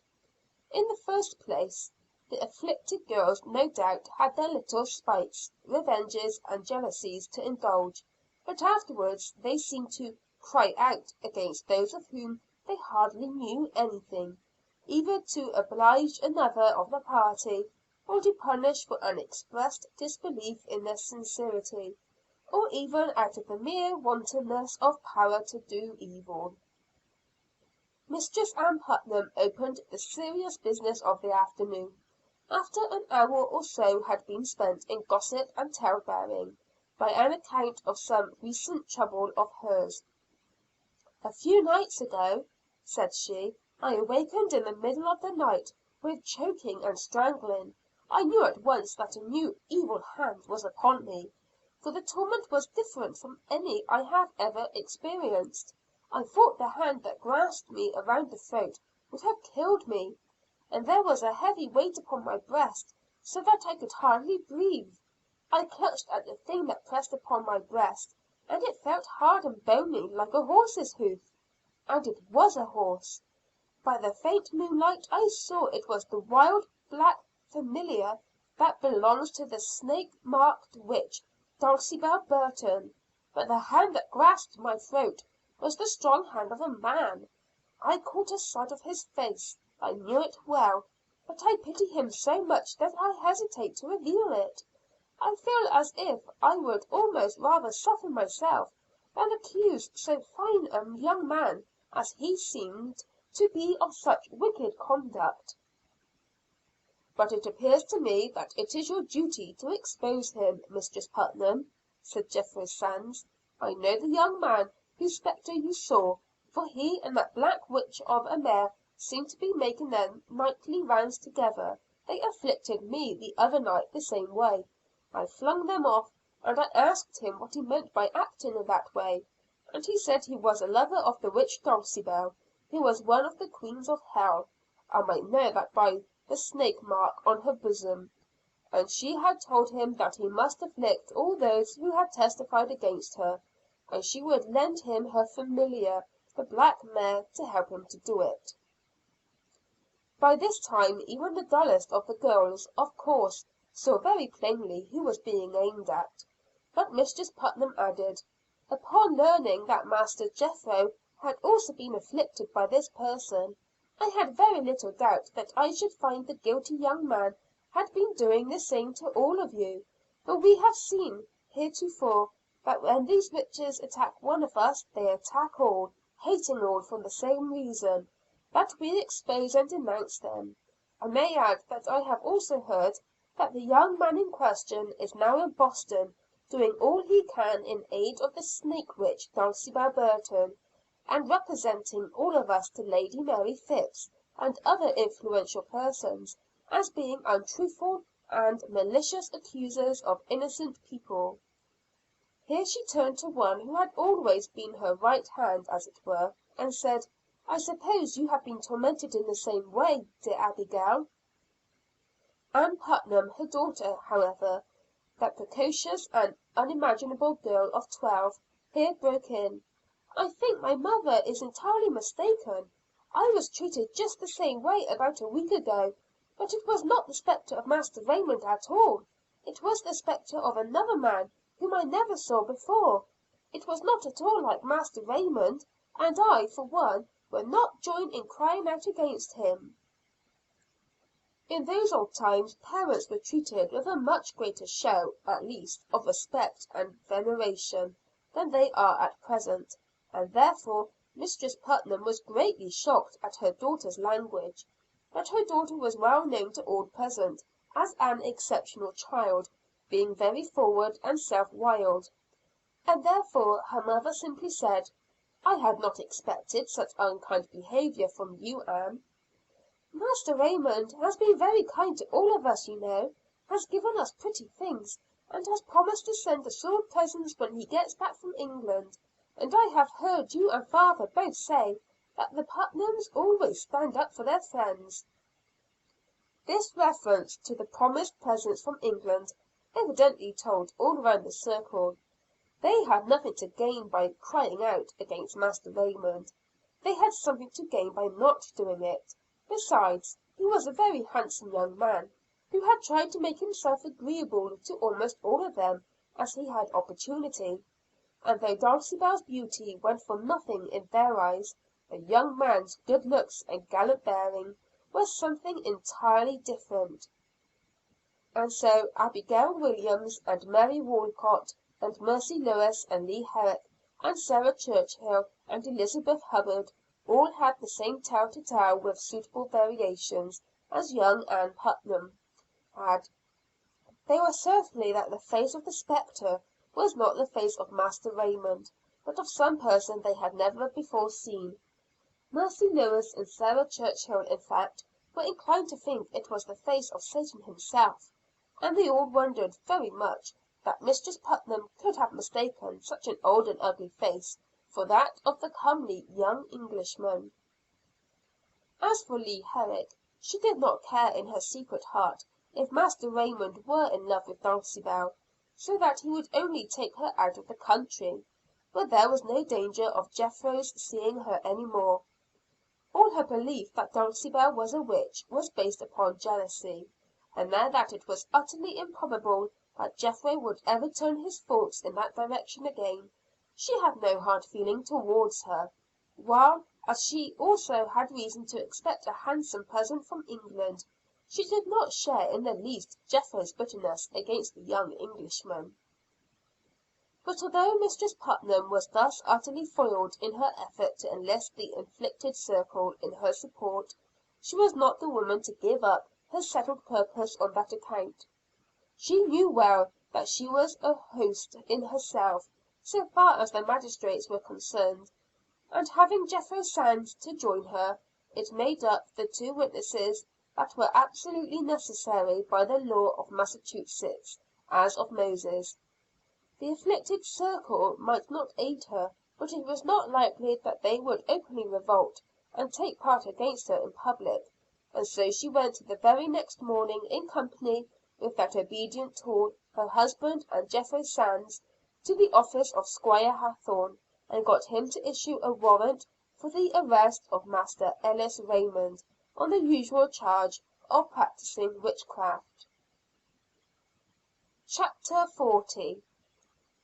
Master Raymond, having obtained an introduction to the Governor's wife, Lady Mary, lost no time in endeavoring to cultivate the amenities of life, so far as that very influential person was concerned.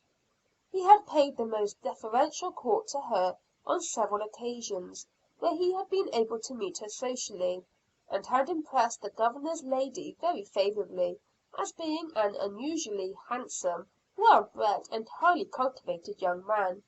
A comely and high spirited lady of 40, she was better pleased to be the recipient of the courteous and deferential attentions of a young Englishman of good connections like Master Raymond, than even to listen to the wise and weighty counsel of so learned a man as Master Cotton Mather.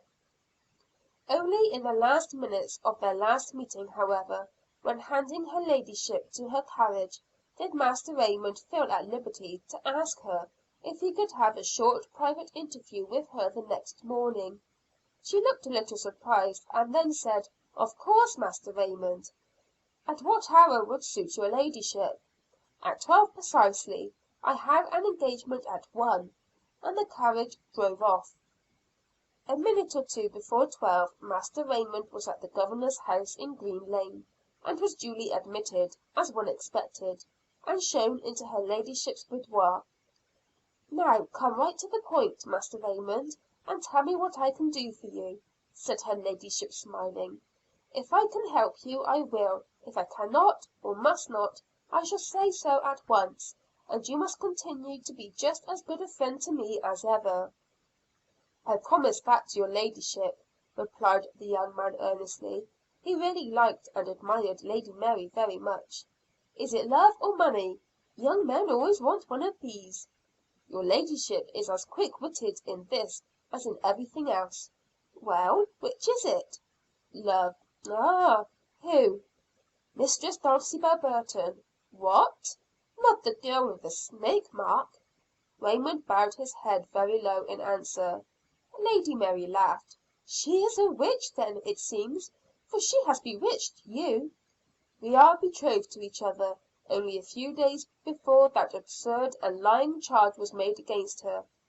"And her horse, her black mare, that upset the Reverend Master Parris into the duck pond, and then went up into the clouds, and, as Master Cotton Mather solemnly assured me, has never been seen or heard of since?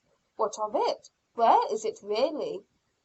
"In an out of the way place, up in Master Joseph Putnam's woods," replied the young man, smiling. "And you are certain of it?" "As certain as riding the mare for about 10 miles will warrant." "Master Mather assured me that no man, except perhaps Satan or one of his imps, could ride her." "Then I must be Satan or one of his imps, I suppose." "How did you manage it?" "I put a side saddle on the beast, and a woman's skirt on myself." The lady laughed outright. "Oh, that is too good! It reminds me of what Sir William often says, 'Anything can be done if you know how to do it.' I must tell it to him. He will enjoy it so much, and it will be a good thing to plague Master Mather with." "Please do not tell anyone just now," protested the young man earnestly. "It may bring my good friend Joseph Putnam into trouble, and it would only make them all angrier than they are with Dulcibel." "Dulcibel? That is a strange name. It is Latin, is it not?" "I judge so. It is a family name.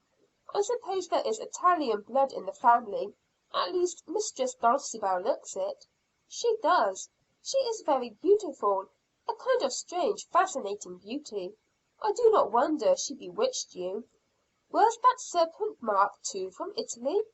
"I think it very likely." "Perhaps she is descended from Cleopatra, and that is the mark left by the serpent on the famous queen's breast." "I think it exceedingly probable," said Master Raymond. My readers will have observed before this, that he was an exceedingly polite and politic young man. "Well, and so you want me to get Mistress Dulcibel, this witch, descendant of that famous old witch Cleopatra, out of prison?" "I hoped that, from the well known kindness of heart of your ladyship, you would be able to do something for us." "You see the difficulty is simply here. I know that all these charges of witchcraft against such good, nice people as Captain Alden, Master and Mistress English, your betrothed Dulcibel, and 100 others, are mere bigotry and superstition at the best, and sheer spite and maliciousness at the worst. But what can I do? Sir William owes his position to the Reverend Increase Mather, and besides, not being a greatly learned man himself, is more impressed than he ought to be by the learning of the ministers and the lawyers. I tell him that a learned fool is the greatest fool alive. But still he is much puzzled. If he does not conform to the wishes of the ministers and the judges, who are able to lead the great majority of the people in any direction they choose, he will lose his position as governor. Now, while this is not so much in itself, it will be a bar to his future advancement. For preferment does not often seek the men who fail, even when they fail from having superior wisdom and nobleness to the multitude."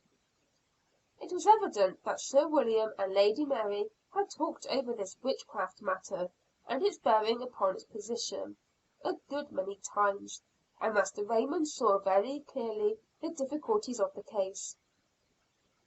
"And still, if the robe of the Governor can only continue to be worn by dyeing it with innocent blood, I think that a man of the natural greatness and ability of Sir William would not hesitate as to his decision." "But a new Governor in his place might do worse." "Yes, he might easily do that." "When it comes to taking more lives by his order than he will decide upon his course, so far he is temporizing," said the lady. "And Dulcibel?" "She is not suffering," was the reply. "Oh, if only I could say the same for of the poor old women and poor young women who lie in those cold and loathsome cells, innocent of any crime whatever against God or against man, I should not feel it all here so heavily," and Lady Mary pressed her hand against her heart. "But we are not responsible for it. I have taken off every chain, and do all I dare, while Sir William shuts his eyes to my unlawful doings." "Will you aid her to escape, should her life be in danger? You told me to speak out frankly and to the point." The lady hesitated only for a moment. "I will do all I can, even to putting my own life in peril, when something must be done. Come to me again. And now judge me and Sir William kindly, knowing that we are not despots, but compelled to rule somewhat in accordance with the desires of those whom we have been sent here to govern." Lady Mary extended her hand. The young man took it, as he might have taken the hand of his sovereign queen, and pressed it with his lips. Then he bowed himself out of the boudoir. End of chapters 36 to 40.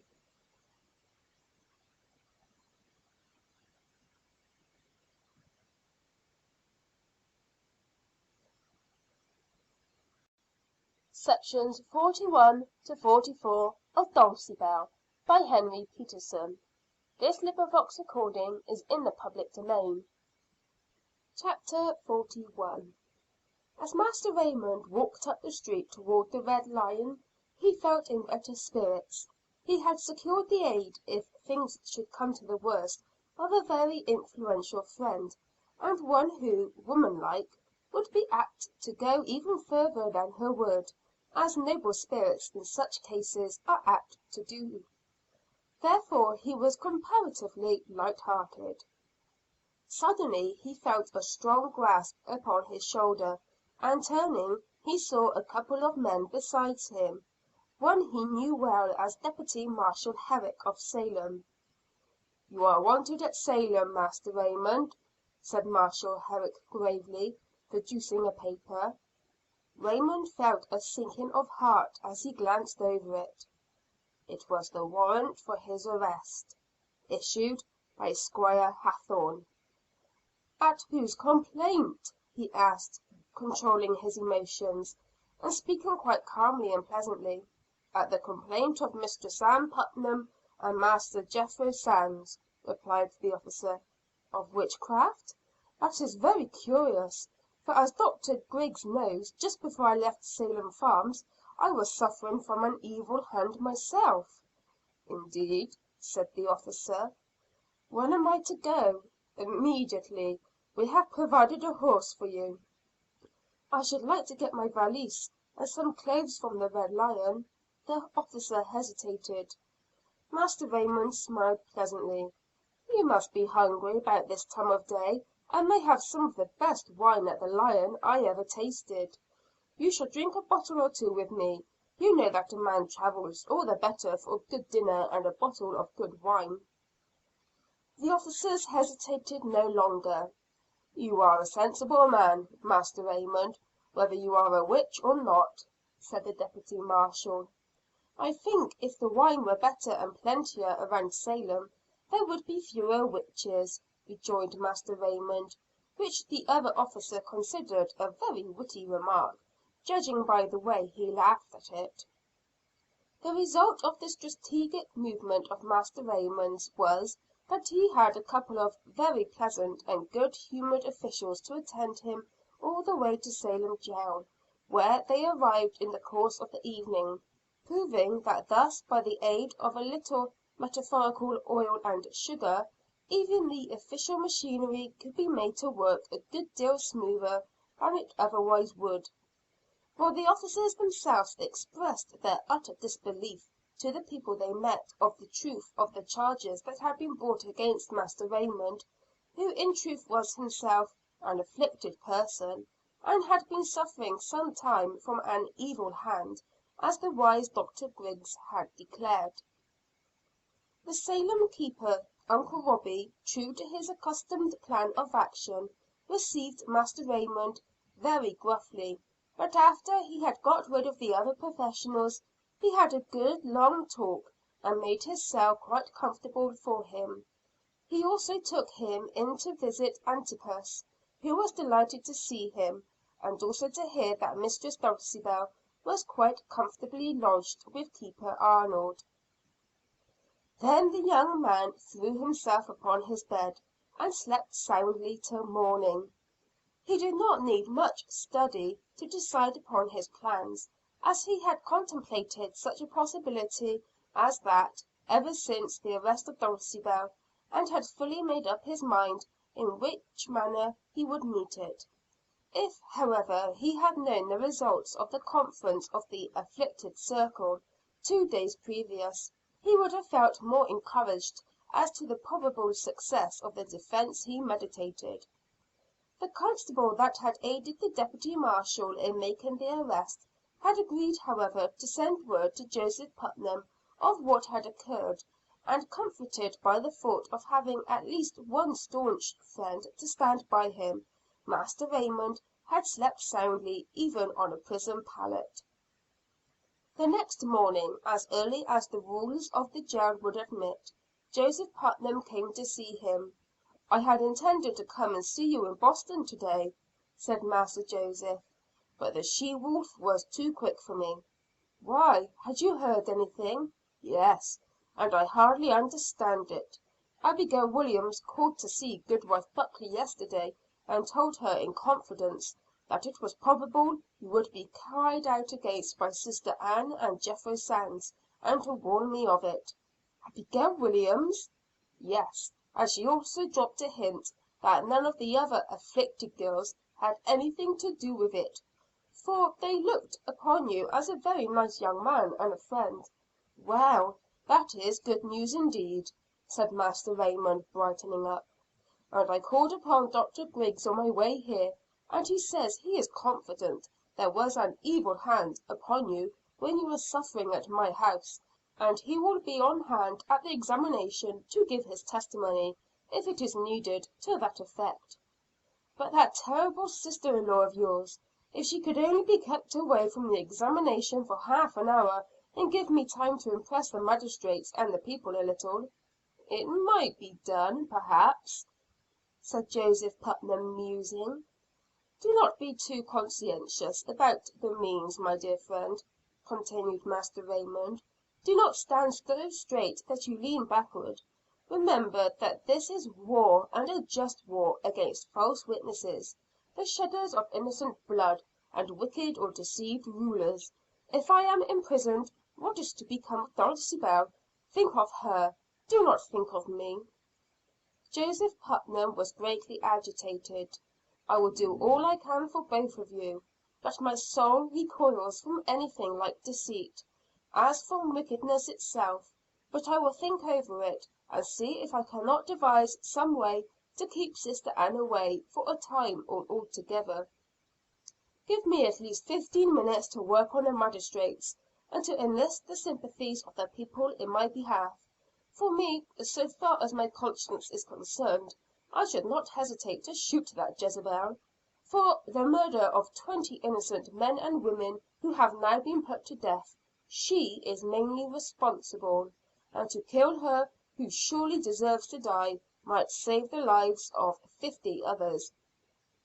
Joseph Putnam shook his head. "I cannot see the matter in that light, friend Raymond." "Oh," replied Raymond, "of course I do not mean you should kill Mistress Ann. I only put it as giving my idea of how far my conscience would allow me to go in the matter. Draw her off in some way though. Keep her out of the room for a while. Give me a little time to work in." "I will do all I can, you may be sure of that," responded Master Putnam emphatically. Here further confidential conversation was prevented by the entrance of the marshal. Chapter 42. The examination was to commence at 3 o'clock in the afternoon, and to be held in the courthouse in the town, as being more convenient to Squire Hathorne than the meeting house in the village.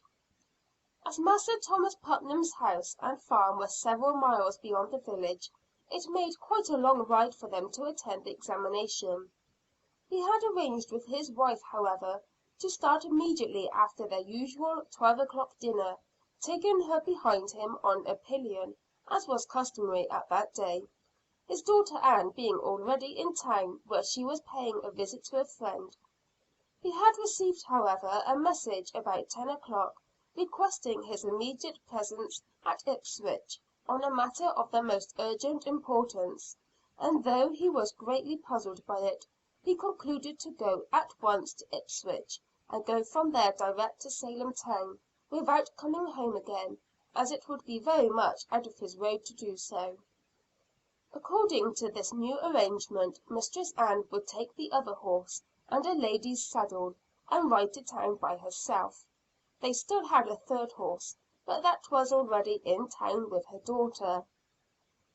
The courthouse was but a short distance from the prison, and, as it was a good Puritan fashion to be punctual to the minute, at 3 o'clock precisely, Squires Hathorne and Corwin were in their armchairs, and Master Raymond standing on a raised platform in front of them. As the latter looked carefully round the room, he saw that neither Thomas Putnam, nor his mischievous wife, nor his own best friend Joseph Putnam was present.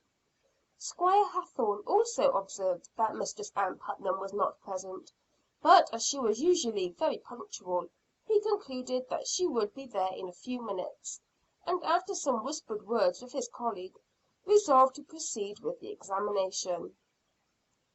Turning to the young Englishman, he said in his usual stern tones, "Ellis Raymond, you are brought before authority, upon high suspicion of sundry acts of witchcraft. Now tell us the truth of this matter." But no answer came from the accused. Then, when all eyes were intently regarding him, he gave a wild shriek, and fell outstretched upon the platform. "Let me go to him," said Dr. Griggs, elbowing his way through the crowd. "I said a month ago that an evil hand was upon him, and now I am certain of it." Master Raymond had not been an attentive observer of the recent trials for nothing, and he now gave the audience an expedition which would compare favorably with the best, even with Mistress Ann Putnam's and Abigail Williams. His face became shockingly contorted, and he writhed and twisted and turned convulsively. He tore imaginary spectral hands from around his neck. He pushed imaginary weights from off his breasts. He cried, "Take them away! Pray take them away!" until the whole company were very much affected, and even the magistrates were greatly astounded.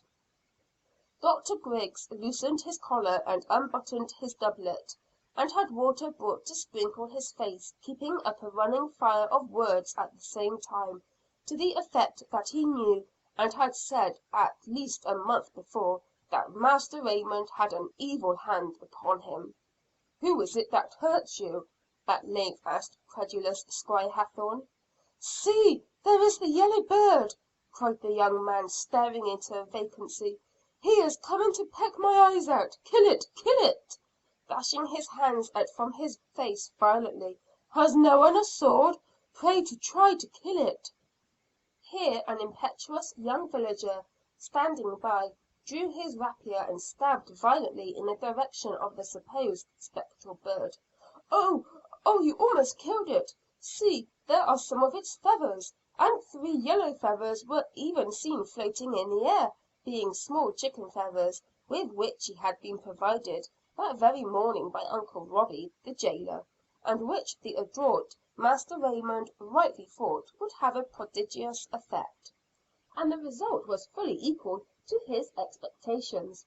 From that moment it was evident that he had all the beholders with him, and Squire Hathorne, disposed as he had been to condemn him almost without a hearing, was completely staggered. He had the feathers from the yellow bird carefully placed upon his desk, with the purpose of transmitting them at once to Master Cotton Mather, who, with these palpable proofs of the reality of the spectral appearance, would be able utterly to demolish all the skeptical unbelievers.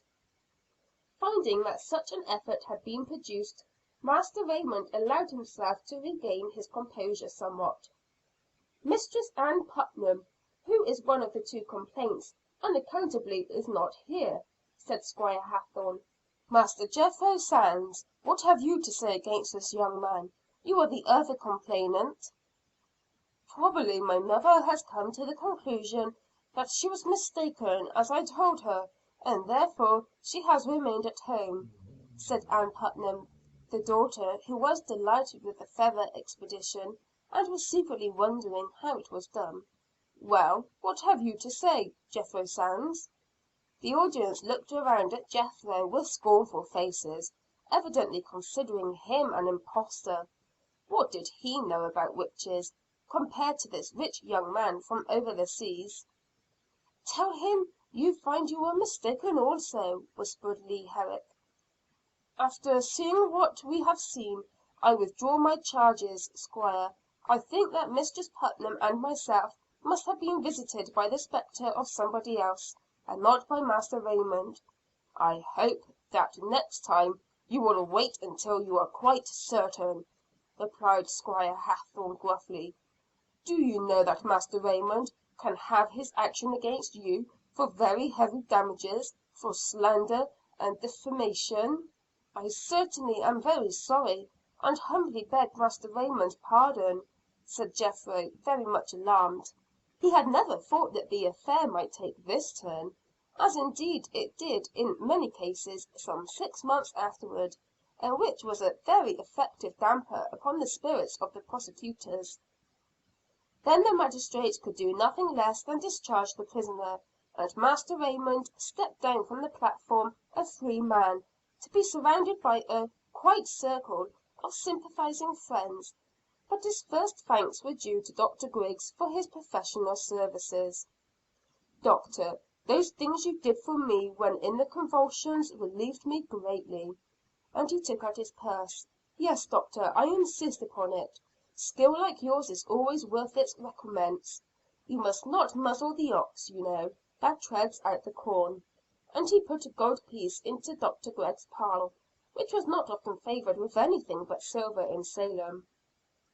Dr. Griggs was glad that he had been able to render him a little service, and said that, if there had been the least necessity for it, he would have gone on the platform and testified as to the complete absurdity of the charge that excellent woman, Mistress Ann Putnam, evidently in mistake, had brought against him. Then the "afflicted circle" had to be spoken to, who this afternoon did not appear to be in the least afflicted, but in the very best of spirits. They now felt more admiration for him than ever, and greeted him with great cordiality as he came to where they were standing. "When are you going back to England?" was a frequent question, and he assured them he now hoped to go before many weeks, and then smiling, added that they would be certain to hear from him. As the crowd thinned out a little, Abigail Williams called him aside. "And did you really see the yellow bird, Master Raymond?" said she archly. "The yellow bird?" replied he dreamily. "Ah, you know that when we are afflicted, go into trances, we are not conscious of all that we see." "For it seemed to me," continued the girl in a low tone, "that those feathers looked very much like chicken feathers." Then she laughed cunningly, and peered into his face. "Indeed!" replied the young man gravely. "Well, a chicken's bill pecking out your eyes is not a thing to be made light of. I knew of a girl, one whose eyes was put entirely out by her pet canary." and as he moved at once toward the rest of the group, the quick-witted and precocious child was compelled to follow. The magistrates had left the courthouse with the majority of the people, including Jethro Sands, when who should come in, walking hastily, and his face flushed with hard riding, but Thomas Putnam. "Am I too late? What was done?" he said quietly to Leah Herrick, who was standing near the door. "Oh, the charges broke down, and Master Raymond was discharged." "Ah, where is my wife?" "She did not come. It was said by your daughter that she probably found she was mistaken in the person, and stayed for that reason." "I do not believe it. She would have told me. What did Jethro Sands do?" "Oh, he withdrew the charges, so far as he was concerned. There was a great deal more danger that Master Raymond would prove him to be a witch, than he Master Raymond." "I see. It is a case of conspiracy!" exclaimed Master Putnam hotly. "Had you any hand in this, Master Raymond?" turning to the young Englishman, who had drawn near on his way to the door. "Ah, Master Putnam, glad to see you. You did get here early enough, however, to witness my triumphant vindication. Here is learned Dr. Griggs and young Mistress Williams, and your own gifted daughter and handsome Mrs. Herrick, and half a dozen others of my old friends who were ready to testify in my behalf, if any testimony had been needed.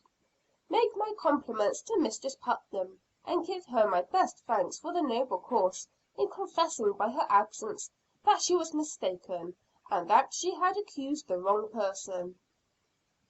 The cool assurance with which this was uttered quite confused Thomas Putnam.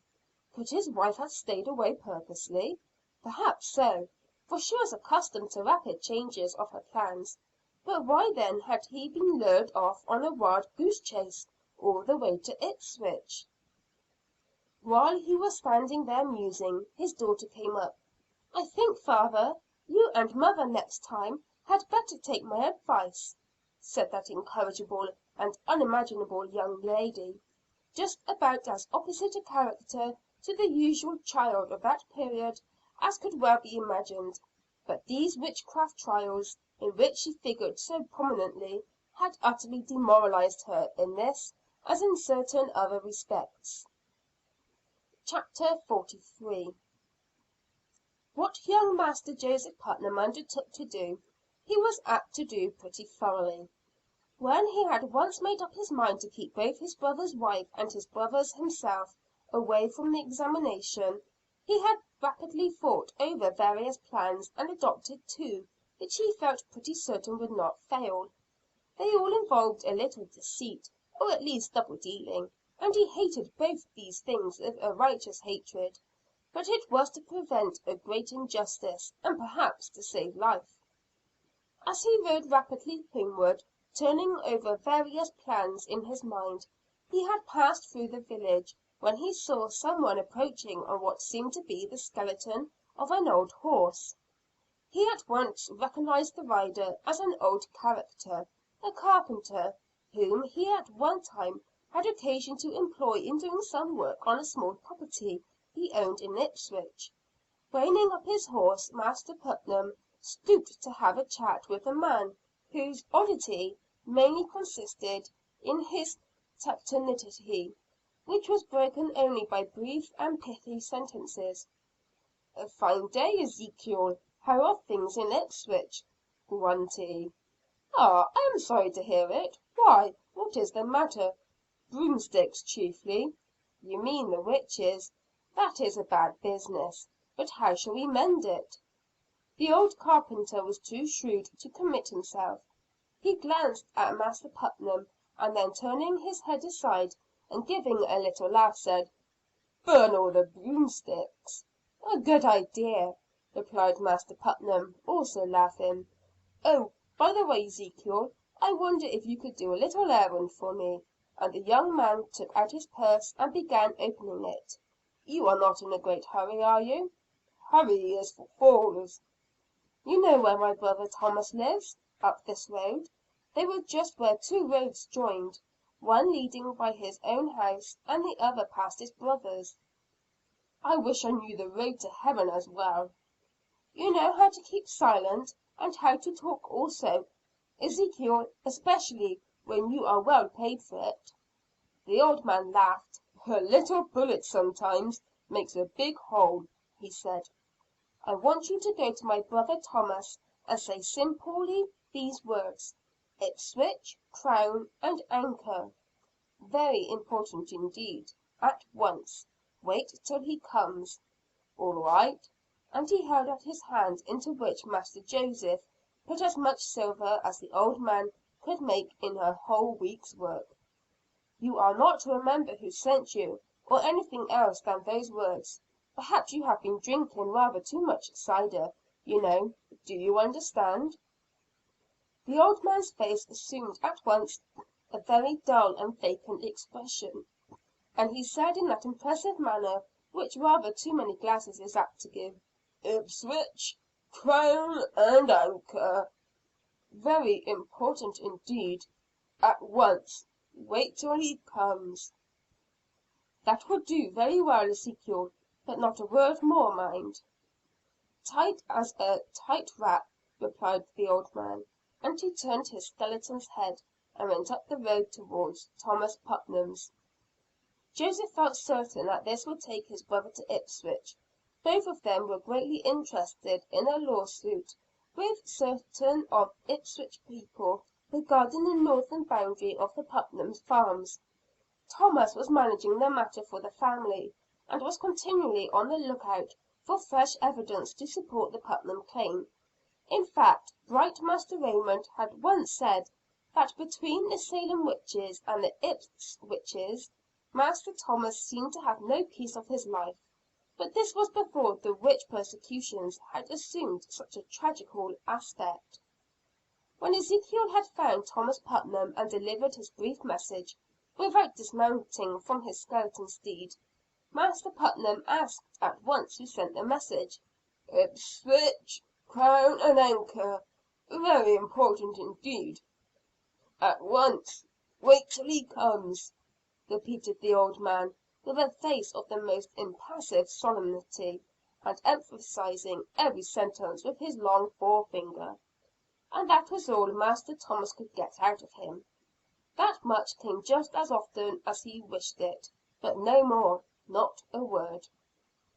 Mistress Ann Putnam had come out to the gate by that time. "He has been drinking too much cider," she said. This gave a suggestion to Ezekiel.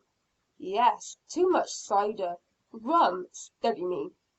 Mistress Putnam thought that it might produce an effect of that kind, and going back into the house, soon reappeared with a rather stiff drink of West Indian rum, which the old man tossed off with no perceptible difficulty. He smiled as he handed back the tin cup which had held it. "Yes, steady now," he said. "Who gave you the message?" again asked Master Putnam. Ezekiel looked solemn and thoughtful. "Who gave I'm the message?" replied Ezekiel slowly. "Yes, who sent you to me?" "Who sent you to me?" again repeated Ezekiel. "Ipswich, Crown and Anchor. At once. Wait till he comes." Then the old man's countenance cleared up, as if everything now must be perfectly satisfactory. "Oh, there is no use in trying to get any more out of him. He is too much fuddled," said Mistress Putnam impatiently. "More rum, steady me," mumbled Ezekiel. "No, not a drop more," said Thomas Putnam peremptorily. "You have had too much already." The old man frowned, and turning the skeleton steed after considerable effort, he gave his parting shot, "Crown and Anchor, wait till he comes," and rode off in a spasmodic trot down the lane. "I shall have to go to Ipswich and see about this. It may supply the missing link in our chain of evidence." "But how about this afternoon?" queried his wife. "Oh, I can get to Salem by 3 o'clock, by fast riding. I will leave the roan horse for you. Saddle the grey mare Jehosaphat." And thus it was that his brother Joseph, looking out of his sitting room window, about an hour after his arrival at home, saw Master Thomas Putnam on his well known gray mare, riding along the road past his house on the most direct route to Ipswich. "He is out of the way, for one. If he waits an hour or two for any person to meet him on important business at the Crown and Anchor," thought the young man. "It is important indeed though that he should go and keep himself out of mischief, and from helping to take any more innocent lives. And when he comes to his senses, in the next world if not in this, he will thank me for deceiving him. Now let me see whether I can do as good a turn for that delectable wife of his." Chapter 44. About an hour afterwards, Master Joseph saw one of his farm hands coming over the fields from the direction of his brother's house, which was about 2 miles almost directly to the west of his own house. Going out to meet him, he said, "Well, Simon Peter, I see that you got the rake." "Yes, Master Joseph, but they wish me to return it as soon as we can." "That is right. Finish your job in the garden this afternoon, and take it back early tomorrow morning. You can go to work now." The man walked off toward the garden. "Wait a moment," cried his master. The man stopped. "Anything new at brother Thomas's? Are they all at home?" "No, indeed. Master Thomas has gone off to Ipswich, and little Ann is at Salem town." "I could not borrow a horse then of them, you think?" "No, indeed, sir. There is only one left in the stables, and Mistress Putnam means to use that to go to the trial this afternoon." "Oh, well, I do not care much," and his master walked off to the house, while Simon Peter went to his work. Then, after a somewhat earlier dinner than usual, Master Joseph ordered his young horse Sweetbriar saddled, and after kissing his wife in a scandalous manner, that is, out of doors, where some one might have seen him do it, he mounted and cantered off down the lane.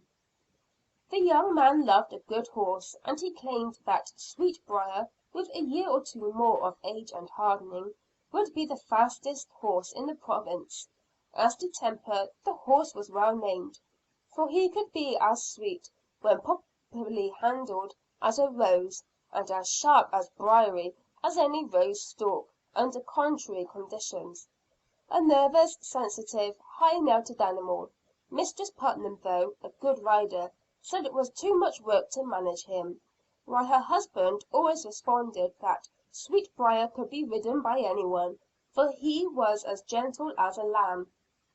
Just as Mistress Ann Putnam had got through her dinner, she saw her brother in law Joseph riding up the lane. The brothers, as has been seen, differed very widely relative to the witchcraft prosecutions, but still they visited one another, as they were held together by various family ties, and especially by the old lawsuit against certain of the Ipswich men, to which I have alluded. Therefore Mistress Putnam opened the door and went out to the garden gate, where by this time the young man had dismounted, and fastened his horse. "Is brother Thomas at home, Sister Ann?" "No, he had a call to Ipswich this morning." "Ah, the lawsuit business?" "I suppose so; but the messenger was so overcome with liquor, that he could not even remember who sent him." "Why, how could Thomas know where to go then?" "Oh, the man managed to say that his employee would be waiting for Thomas at the Crown and Anchor, where he usually stops, you know." "Well, I am glad that Thomas went. I stopped to see if Jehosaphat could do a little errand for me. I might have sent one of my own men, but I forget matters sometimes." "You will find him at the barn," replied Mistress Putnam, a little anxious to cut short the conversation, as she wished to get ready for her ride to Salem. Going to the barn, Master Joseph soon found Jehosaphat. "How do, Fatty?" This was the not very dignified diminutive intro, which Jehosaphat had dwindled in common use. "How are you getting along?" "Fair to middling, sir. Not as well though as on the old place, Master Joseph."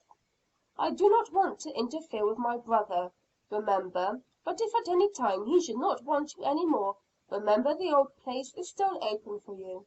It was your own fault, you know, that you went." "I did not know when I was well off, Master Joseph. I was a fool, that was all." "I thought so," replied Joseph pithily. "But no matter about that now. Can you do an errand for me?" "Of course I can, the mistress willing." "Well, I said I wished to send you on an errand, and she told me where to find you." "That is all right then." "Go to Goodman Buckley's in Salem village, and ask him for a bundle I left. Bring it to my house. You know, you can take the roan horse there. And by the way, Fatty, if you want to stop an hour or two to see the widow Jones's pretty daughter, I guess no great harm will be done." Jehosaphat giggled, but then his face clouded. "But Mistress Putnam wants to take the roan herself this afternoon. The trial comes off, you know." "Oh, it is not a trial. It is only an examination, and it is all fiddlesticks anyhow. My sister in law is ruining her health by all this witch business. But if she insists upon going, I will lend her one of my horses. Therefore, that need not keep you." So Jehosaphat, in high glee at having an afternoon's holiday with the roan horse, threw on the saddle and mounted. As he rode a rapid canter down the lane, Mistress Ann heard the noise, but supposed it was Master Joseph riding off again, and did not even trouble herself to look out of the window, especially as she was just then changing her gown. Not long after, coming into the family room, who should she see there, sitting demurely reading one of the Reverend Cotton Mather's most popular sermons, but the same Master Joseph Putnam, whom she had thought she was well rid of. "I thought you had gone. I surely heard you riding down the lane," she said in a surprised tone. "Oh no, I wanted to speak with you about something." "Who was it then? I surely heard some one." "Perhaps it was one of those spectral horses with a spectral rider. As Master Mather says, these are very wonderful and appalling times." And the young man laughed a little scornfully. "Brother Joseph, I do not care to talk with you upon this question. I greatly regret, as do your brothers and your uncles, that you have gone over to the infidels and the scoffers." "And I regret that they are making such fools of themselves," replied Joseph hotly. "I have no time to discuss this question, brother Joseph," said Mistress Ann with dignity. "I am going to Salem town this afternoon, very much in the cross, to give my statement against a young friend of yours. Would that I could have been spared this trial." And his sister in law looked up to the ceiling sanctimoniously. As Joseph told his young wife that night, her hypocrisy hardened his heart against her, so that he could have kept her at home by sheer force, if it were necessary, and at all expedient. In fact, he would have preferred that rough but sincere way. "If you testify anything that throws doubt upon Master Raymond's perfect innocency and goodness, you will testify to a lie," replied Master Joseph severely. "As I said, I have no time for argument. Will you be good enough to tell Jehosaphat to saddle the roan for me?" "You know that I had your permission to send Fatty off on an errand, and he is not back yet." Mistress Putnam started and bit her lip. She had made a mistake. "I suppose he will be back before long." "I doubt it. I sent him to the village." "Well, I suppose I can put on the saddle myself. Your conscience probably would not allow you to do it, even if common courtesy towards a woman, and that woman your sister, demanded it." "Without deciding the latter point, I should think it almost impossible for me to put a saddle on the roan just now." "Why? I do not understand you." "Because he is doubtless miles away by this time." "Jehosaphat did not take the horse?" "It is precisely what he did do." "I knew he wanted the roan to ride to Salem town this afternoon." "He told me you did, but I said that I thought you would have too much sense to go. Still, if you would go, I would lend you one of my horses." "Well, where is your horse?" "There, at the door. You can take off my saddle and put on your side saddle, and, if you are in a hurry, Sweetbriar can do the distance in half the time that the roan could." Mistress Putnam could have cried with anger and vexation.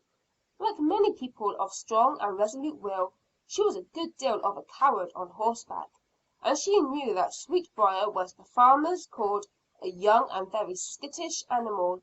Still her determined spirit rose against thus being outdone. Besides, she knew well, that in a case like this, where none of the "afflicted circle," not even her own daughter, would aid her, the whole thing might fall through if she were not present. So she said, "Well, I will saddle your horse myself." Here Master Joseph relented, because he now felt certain of his gain. "I have conscientious scruples against lifting even my little finger to aid you in this unholy business," he said more placidly. "But under the circumstances, I will saddle Sweetbriar for you." So saying, he took off his saddle from the horse, and substituted the side saddle, which he brought from the barn. Then he led Sweetbriar to the horse block, and his sister in law mounted. She glanced at his spurs. "You ride him with spurs, I see. Hand me my riding whip," she said, pointing to where she had laid it, when she first came out.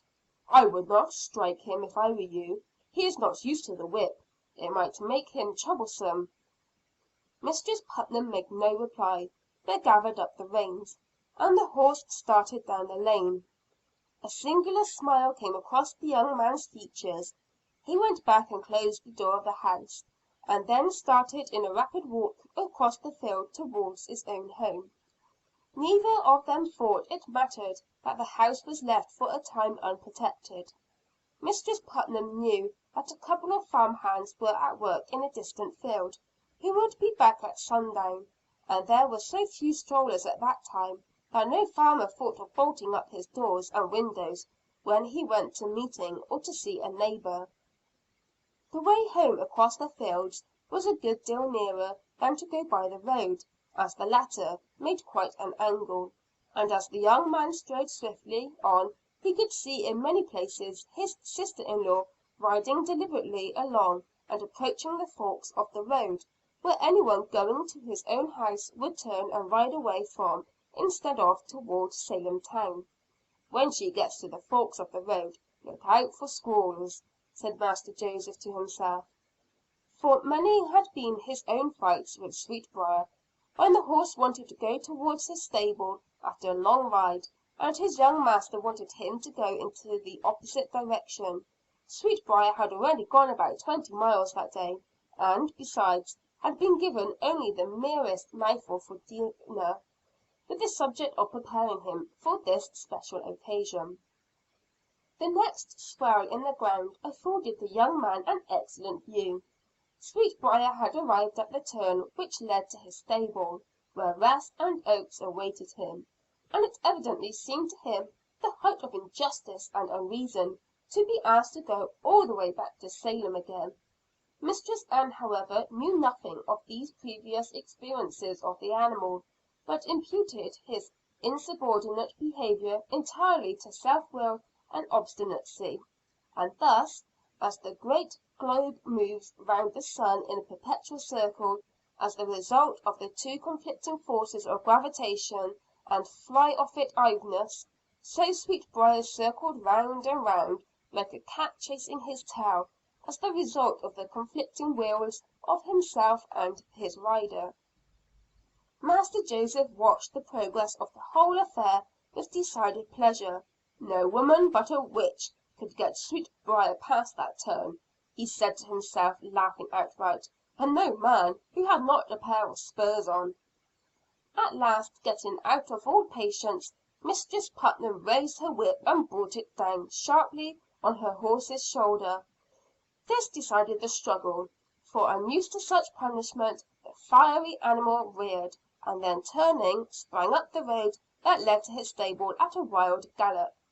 His rider, as I have said, was not a very good horsewoman, and she now took hold of the horn of the saddle with her right hand, to enable her to keep her seat, and tried to moderate the gait of the horse with the reins and the voice, abandoning all further resistance to his will and uselessness.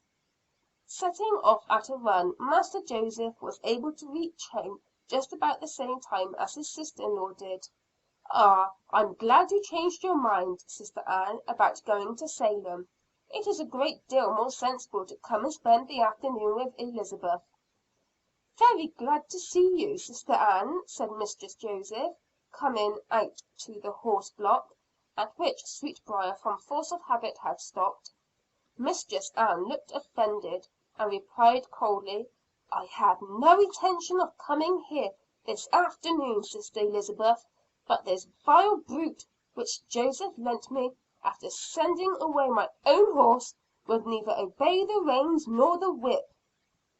"You rascal!" said Master Joseph severely, addressing the horse, "you do not deserve to have a lady ride you." "Can you not lend me another horse, say the one Elizabeth always rides?" "All the other horses are out at work," replied Master Joseph, "and before I could get one of them in, and all groomed up ready for the saddle, I am afraid it would be too late for your purpose." "So I must be compelled to do as you wish, and stay away from the examination?" said Mistress Ann bitterly.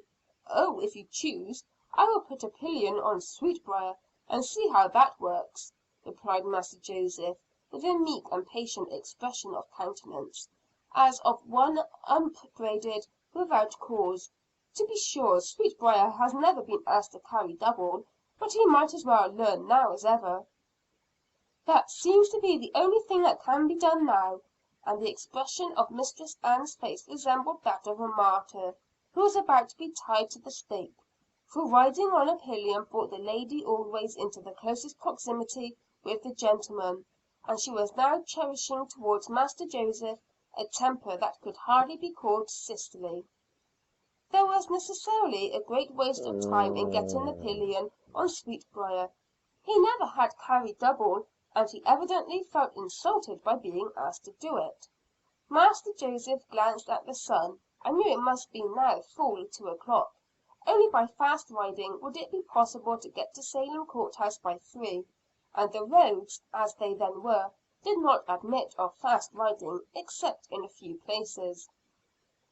It was no easy thing for Mistress Ann to get on Sweetbriar, for the horse backed and sidled off from the horse block whenever she attempted it.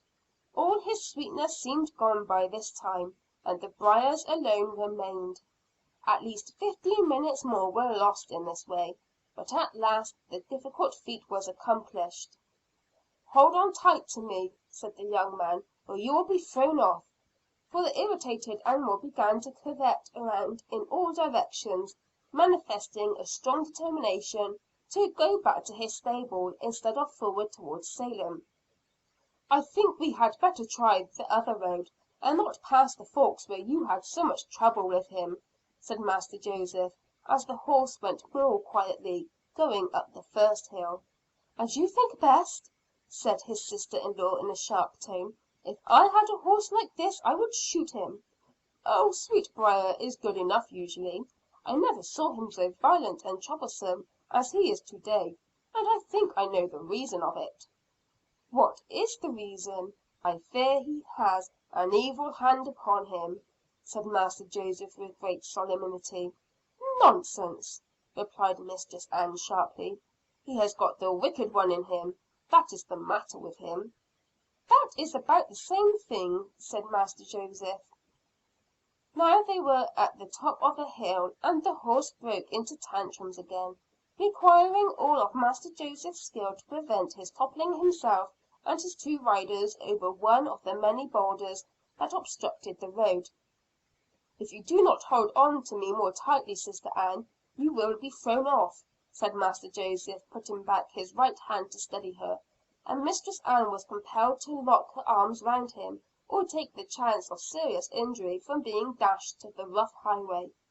The young man would have liked to relieve his feelings by a hearty burst of laughter, as he felt her arms embracing him so warmly, but of course he dared not. They soon came near the main road, running due north and south, and which it was necessary to take, as it led directly down to Salem. Sweetbriar knew that road well, and that he never stopped when once turned to the south on it, short of a 6-mile ride. He remembered his recent victorious struggle at the forks, and now resolved upon another battle. All of Master Putnam's efforts, or what seemed so, could not get him headed southward on that road. In truth, burdened as he was, the young man really could not do it, without incurring too much risk to the lady behind him. Those who have ever had such a battle with a wilful, mettlesome horse, know that it often requires the utmost patience and determination on the part of his rider to come out victorious. The best plan, the writer speaks from some experience, is to pull the animal round in a circle until his brain becomes confused, and then start him off in the right direction. But Sweetbriar evidently had a better brain than usual, for when the world came to an end, it always found its pointing like the magnetic needle to the north. It had been Master Joseph's plan to pretend a good deal of earnestness in the struggle which he was certain would come in this place, but he was pleased to find that there was no need of any pretense in the matter. The horse, under the circumstances, the young man having a lady's safety to consult, was the master. Repeated trials only proved it. Whenever the fierce, final tug of war came, Mistress Ann's safety had to be consulted, and the horse had his own way. So as the result, Sweetbriar started off in a sharp canter up, instead of down the road. "Take me home then," said his sister in law, "if you will not take me to Salem." "If I will not!" repeated Master Joseph. "I give you my honest word, Sister Ann, that I could not make this horse go down the road, with us two on its back, if I stayed here all the afternoon trying. I should think you must have seen that. No matter, take me home. Besides, we could not get to Salem before 4 o'clock now, if Sweetbriar went his best and prettiest. I give it up. Let us turn and go home." "If we turn and go back the way we came, I do not think I shall be able to get this self willed animal past my own gate." "Well, what do you mean to do?" said the lady bitterly. "Ride up to Topsfield?" Master Joseph laughed. "No, there is a road strikes off towards your house a short distance above here, and I think I can get you home by it, without any further trouble." "Very well, get me home as soon as you can. I do not feel like any further riding, or much more talking." "Of course it is very aggravating," replied Master Putnam soothingly; "but then you know, as Master Parris says, that all these earthly disappointments are our most valuable experiences, teaching us not to set our hopes upon worldly things, but upon those of a more enduring and satisfying character." His sister in law's face, that he could not see, as she being behind him, wore a look, as she listened to this, which could be hardly called evangelical. "You wished very much, I know, to go this afternoon to Salem," continued Master Joseph, in the same sermonizing tone, "but doubtless your wish had been overruled. For good, I think, as a member of church, you should be willing to acquiesce patiently in the singular turn that affairs have taken, and console yourself with the thought that you have been innocently riding these peaceful roads, instead of being in Salem, doing perchance an infidel deal of mischief." "No doubt what you are saying seems to you very wise and edifying, Joseph Putnam, but I have a bad headache, and do not care to converse any further." "But you must admit that your project visit has been frustrated in a very singular, if not remarkable manner." Master Joseph knew that he had her now at an advantage. She was compelled to listen to everything he chose to say. His saddle was even better in that respect than the minister's pulpit. You might leave a church, but she could not leave the horse. "I do not see anything very miraculous, brother Joseph, in a young man like you having a self-willed and unprincipled horse.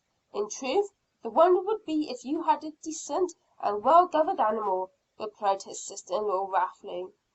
The young man smiled at the retort, but she could not see the gleam of sunshine as it passed rapidly over his face, lingering a moment in the soft depths of his sweet blue eyes.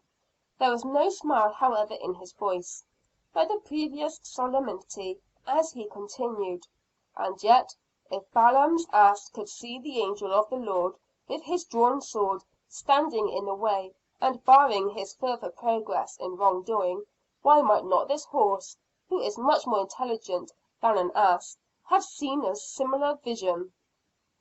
The young man had begun this speech somewhat in sport, but as he ended it, the assumed tone of solemnity had passed into one of real earnestness.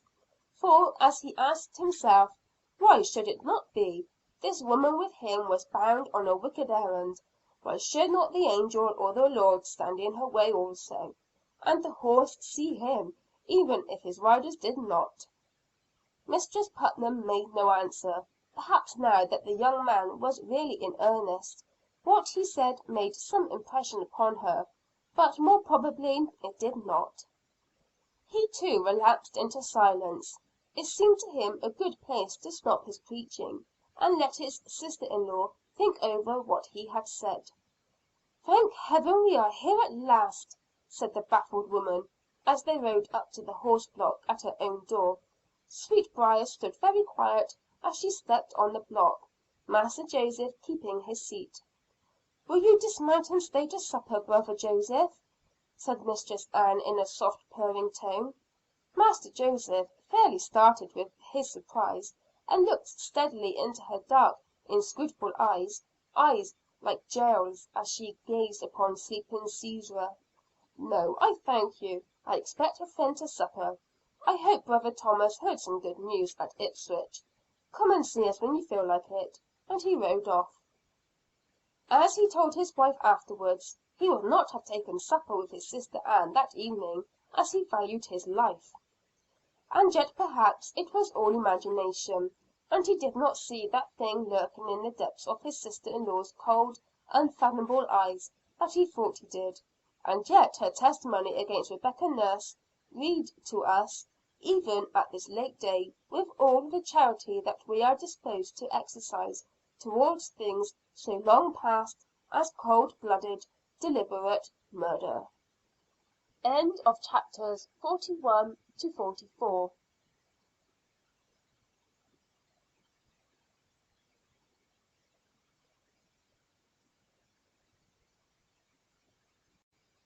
Chapters 45 to 50 of Dulcibel by Henry Peterson. This recording is in the public domain. Chapter 45. When Master Joseph arrived home, he told his wife of what a perverse course things had taken, amid his own and her frequent laughter; and then he could do nothing else than walk up and down impatiently, glancing at frequent intervals towards the road, to see if anybody were coming. In the course of an hour or so, nobody appearing, and Sweetbriar being sweetened up again by a good feed, he ordered the horse brought out. Then he was persuaded by his wife to recall the order, and wait patiently till sundown. "What impatient creatures you men are!" said Mistress Elizabeth with feminine superiority. "Doubtless he will be along. Give him sufficient time. Now, do not worry, husband mine, but take things patiently." So Master Joseph was induced to control his restlessness, and just as soon as he could have been reasonably expected, Master Raymond was seen riding up the lane at a light canter. "Hurrah!" cried Master Joseph, running to meet him. "And is it all over?" "We have smitten Ammon hip and thigh, from Aurora e'en till thou come to Minnith," answered Master Raymond, laughing. "It was you that kept the she wolf away, I know. How did you do it?" "Come in and I will tell you all about it. And I want to hear how all went off in Salem." After a couple of hours' conversation, broken frequently by irresponsible bursts of laughter, the young men were mutually enlightened, and complimented each other upon the success with which they had worked out their respective schemes, while young Mistress Elizabeth complimented them both, thinking honestly in her innocent heart that two such wonderful young men certainly had never before existed. "How I should like to have seen you astonishing old Squire Hathorne!" said Master Joseph. "I am afraid you would have spoiled all by laughing," said his young wife. "You know you can never control your merriment, Joseph." "I cannot. You should have seen me preaching to Sister Ann this afternoon. I kept my face all the time as sober as a judge's. You know she had to take it all quietly. She could not even run away from it." "I would have given one of your £5 Massachusetts notes to see it," said Master Raymond. and £5 more to see your brother Thomas stamping up and down the barroom of the Crown and Anchor, waiting for that Ipswich man to meet him." "I was very careful all through not to tell a direct falsehood," said Master Joseph. "It is bad enough to deceive people without being guilty of downright lying." "Of course," replied Master Raymond. "I do not know that I told a downright lie either, all day, though I must admit that I acted a pretty big one. You must deal with fools according to their folly. You know we have Scripture for that." "I do not think I would have done it merely to save myself," said Master Joseph, evidently a little conscience smitten. "But to save you, my friend, that seems to be different." "And Dulcibel," added Master Raymond. "If I were imprisoned, what would become of her?" "Yes, I am glad I did it," responded his friend, regaining his confidence. "I have really hurt neither brother Thomas nor sister Ann. On the contrary, I have prevented them from doing a great wrong. I am willing to answer for this day's work at the last day, and I feel certain that at least both of them will thank me for it." "I have no doubt of it," said Mistress Elizabeth, who herself brought up in the rigid Puritan school, had felt the same misgivings as her husband, but whose scruples were also removed by this last consideration. As for Master Raymond, he being more a man of the world, had felt no scruples at playing such a deceitful part. I am afraid that to save Dulcibel he would not have scrupled at open and downright lying. Not that he had not all the sensitiveness of an honorable man as to his word, but because he looked upon the whole affair as a piece of malicious wickedness, in defiance of all just law, and which every true hearted man was bound to oppose and defeat by all means allowable in open or secret warfare. "I suppose you go back to Boston to morrow?" said his host, as they were about to separate for the night. "Yes, immediately after breakfast. This affair is a warning to me, to push my plans to a consummation as soon as possible. I think I know what their next move will be. A shrewd man once said, 'Just think what is the wisest thing for your enemies to do, and provide against that.'" "What is it?" "Remove the Governor." "Why, I understand he was a mere puppet in the hands of the two Mathers." "He would be perhaps, but there is a Lady Phips." "Ah, the grey mare is the better horse, is she, as it is over at brother Thomas's?" "Yes, I think so. Now mark my prediction, friend Joseph. The first blow will be struck at Lady Mary. If Sir William resists, as I feel certain that he will, for he is, if not well educated, a thoroughly manly man, then he will be ousted from his position. You will note that it has been the same game all through, to strike at anyone, man or woman, who came between these vampires and their prey. I know only of one exception." "Ah, who is that?" "Yourself." Master Joseph smiled grimly. "They value their own lives very highly, friend Raymond, and know that to arrest me would be no child's play. Besides, Sweetbriar is never long unsaddled, and he is the fastest horse in Salem. Yes, and to add to all that, you are a Putnam, and your wife is closely connected with Squire Hathorne." "There may be something in that," said his friend. "Yes, even Mistress Ann has her limits, which her husband, submissive in so many things, will not allow her to pass. But we are both a little tired, after such an eventful day. Good night." Chapter 46. While the foregoing conversation was taking place, one of a very different kind was passing between Mistress Ann and her worthy husband. He had gathered up all the particulars he could of the examination, and had brought them home to his wife for her instruction. After listening to all that he had to tell, with at least outward calmness, she said bitterly, "The whole thing was a trick, you see, to keep you and me away from Salem." "Do you think so? Do you think then that no man really wanted to see me at Ipswich?" "It is as plain as the nose on your face," replied his wife. "You were to be decoyed off to Ipswich, my horse sent out of the way, and then Joseph's madcap horse offered to me, they knowing well that the worthless creature would not behave himself with any woman on his back." "Oh pshaw, Ann, you do not mean that my simple hearted brother Joseph Putnam ever planned and carried out a subtle scheme of that kind?"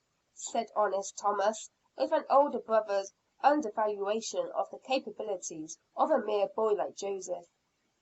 "I do not say that Joseph thought it all out, for very probably he did not. Doubtless that Master Raymond put him up to it, for he seems cunning and unprincipled enough for anything, judging by what you have told me of his ridiculous doings." "You may call them ridiculous, Ann, but they impressed everybody very much indeed. Dr. Griggs told me that he had no doubt whatever that an evil hand was on him." "Dr. Griggs is an old simpleton," said his wife crossly. "And even Squire Hathorne says that he never saw a stronger case of spectral persecution. Why, when one of the young men thrust the point of his rapier at the yellow bird, some of its feathers were cut off and came fluttering to the ground. Squire Hathorne says he never saw anything more wonderful." "Nonsense! It is all trickery." "Trickery? Why, my dear wife, the Squire has the feathers, and he means to send them at once to Master Cotton Mather by a special messenger, to confute all the scoffers and unbelievers in Boston and Plymouth." A scornful reply was at the end of his wife's tongue, but on second thought she did not allow it to get any further. Suppose that she did convince her husband and Squire Hathorne that they had been grossly deceived and imposed upon, and that Master Raymond's apparent afflictions and spectral appearance were the result of skilful juggling, what then? Would their enlightenment stop there? How about the pins that the girls had concealed around their necks and taken up with their mouths? How about Mary Walcot secretly biting herself, and then screaming out that good Rebecca Nurse had bitten her? How about the little prints on the arms of the afflicted girls, which they allowed were made by the teeth of little Dorcas Good, that child not 5 years old, and which Mistress Ann knew were made by the girls themselves? How could the bites and streaks and bruises, which she herself had shown as the visible proof that the spectre of good Rebecca Nurse, then lying in jail, was biting her and beating her with her chains? For Edward Putnam had sworn, "I saw the marks both of bite and chains." Perhaps it was safer to let Master Raymond's juggling go unexposed, considering that she herself and the afflicted girls had done so very much of it. Therefore she said, "I have no faith in Master Raymond nevertheless, no more than Moses had in King Pharaoh's sorcerers, when they did the very same miracles before the king that he had done. I believe him now to be a cunning and very bad young man, and I think if I had been on the spot, instead of his being at this very moment, as I have very little doubt, over at brother's, where they are congratulating each other on the success of their unprincipled plans, Master Raymond would now be lying in Salem jail." "Probably you are correct, my dear," responded her husband meekly, "and I think it not unlikely that Master Raymond may have thought the same, and planned to keep you away. But it was evident to me that if the afflicted girls had taken one side or the other in the matter, it would not have been yours. Why, even our own daughter Ann was laughing and joking with him when I entered the court room." "Yes," said his wife disdainfully, "that is girl nature all over the earth. Just put a handsome young man before them, who has seen the world, and is full of his smiles and flatteries and cajolements, and the wisest of women can do nothing with them. But the cold years bring them out of that," she added bitterly. "They find what they call love is a folly and a snare." Her husband looked out of the window into the dark night, and made no reply to this outburst. He had always loved his wife, and he thought when he married her that she loved him. Although he was an excellent match, so far as property and family were concerned, still she would occasionally talk in this way, and he hoped and trusted that it did not mean much. "I think myself," he said at length, "that it is quite as much as the pretty gifts he has made them, and has promised to send them from England, as his handsome face and pleasant manners. Of course, It all goes together. They are a set of mere giggling girls, and that is all you can make of them. And our daughter Ann is as bad as any of the lot. I wish she did not take so much after your family, Thomas." This roused her husband a little. "I am sure, Ann, that our family are much stronger and healthier than your own are. And as to Ann's being like the other girls, I wish she was. She is about the only delicate and nervous one among them." "Well, Thomas, if you have got at last upon that matter of the superiority of the Putnams to everybody else in the Province, I think I should go to bed," retorted his wife. "That is the only thing that you are thoroughly unreasonable about. But I do not think you ever had a single minister, or any learned scholar in your family, or ever owned a whole island in the Merrimac River, as my family, the Harmons, always have done, since the country was first settled, and probably always shall, for the next 500 years." To this Thomas Putnam had no answer. He knew well that he had no minister and no island in his family; and those two things, in his wife's estimation, were things that no family of any reputation should be without. He had not brought on a discussion, although his wife had accused him of doing so, and had only asserted what he thought the truth in stating that the Putnams were the stronger and sturdier race. "I do not wish to hurt your feelings, Thomas, in reminding you of these things," continued his wife, finding he was not intending to reply. "I will admit that your family is a very reputable and worthy one, even if it is not especially gifted with intellect like the Harmons, else you may be sure that I should not have married into it. But I have a headache, and do not wish to continue this discussion any longer, as it is unpleasant to me, and besides, in very bad taste."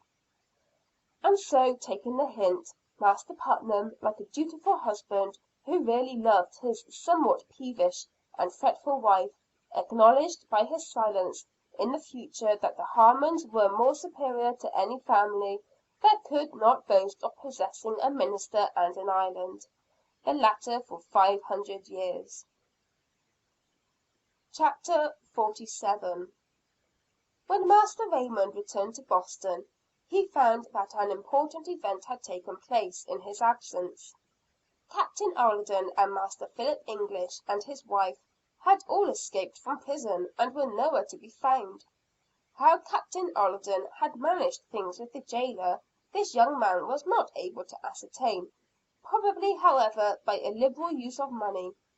As for Master English and his wife, they were, as I have already said, at liberty in the daytime, under heavy bonds, and had nothing to do but walk off some time between sunrise and sundown, as Master English's ship, the Porcupine, had been lying for a week or two in Boston harbor, and left with a brisk northwest wind early in the morning of the day when they were reported missing.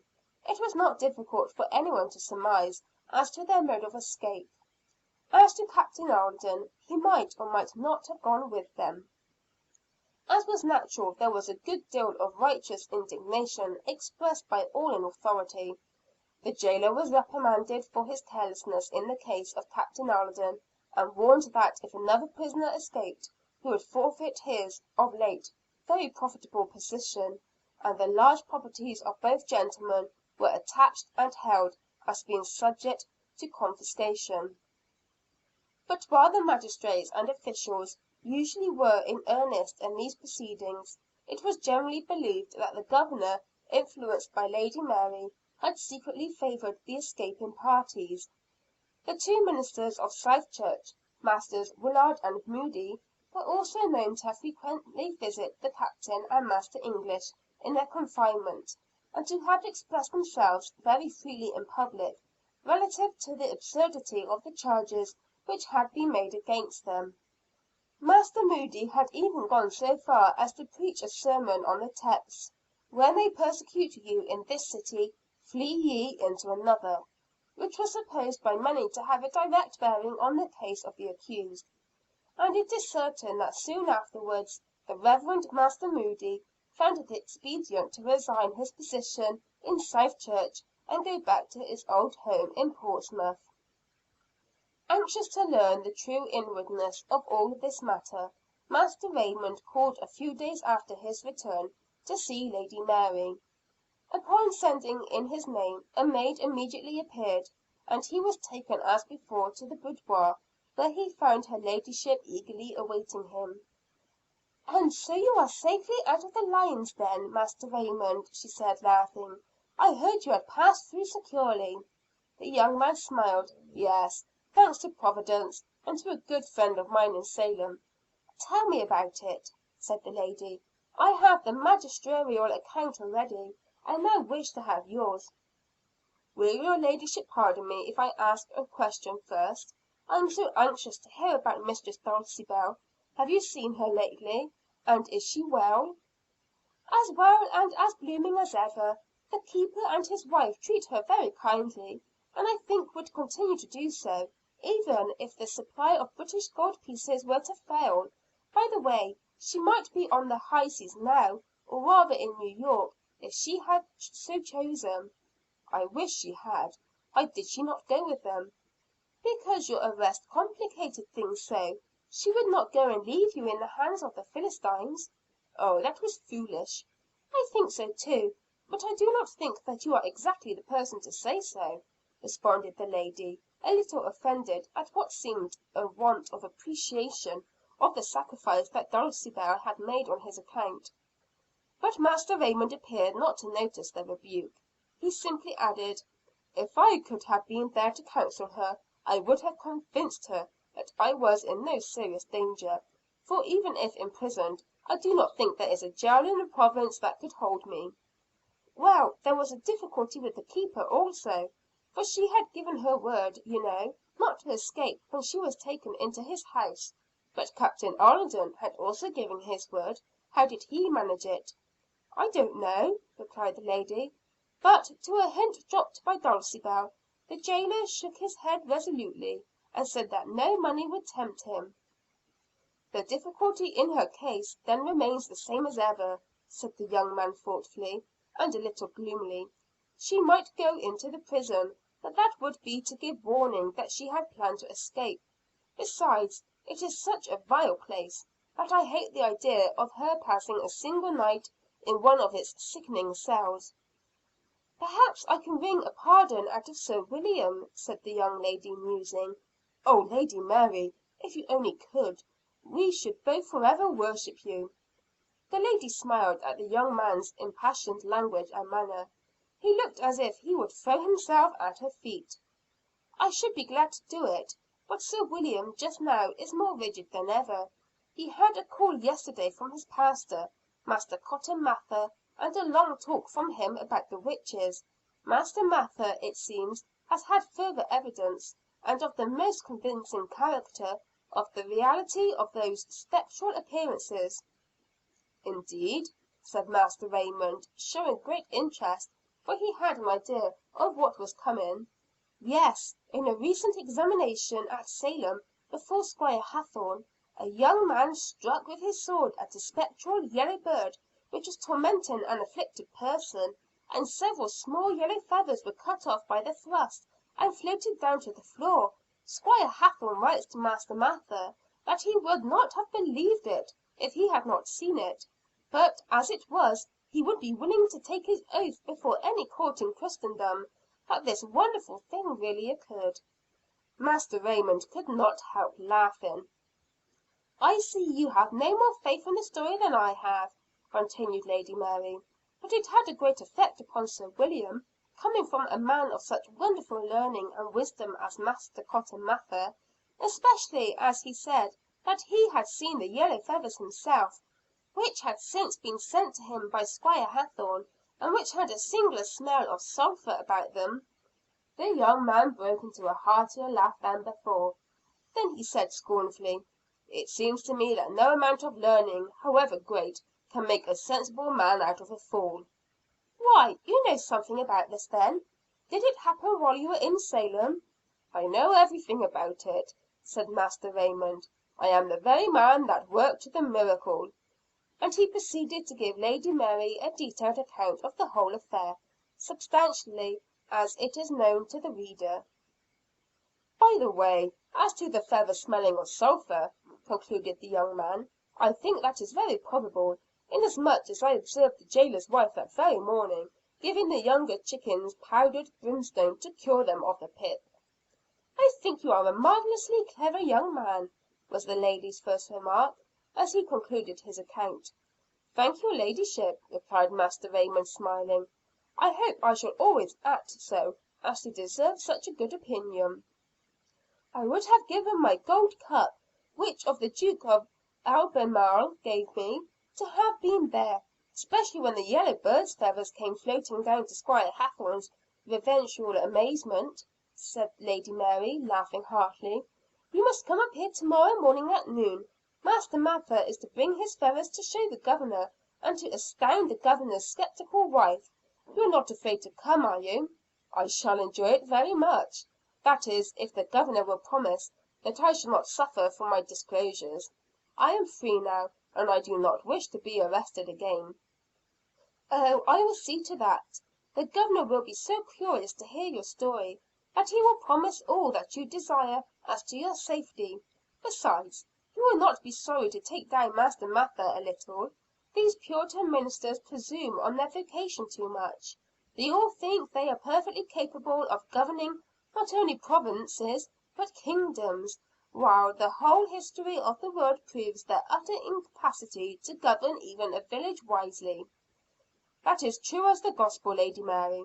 But one thing I have always noticed, that while every minister thinks this, he would himself far rather be governed even by one of the world's people than by a minister of any other belief than his own.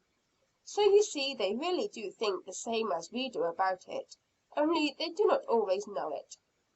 "You are a bright young man," Lady Mary replied pleasantly, "and I think almost good enough to wear such a sweet rose next your heart as Mistress Dulcibel." CHAPTER 38.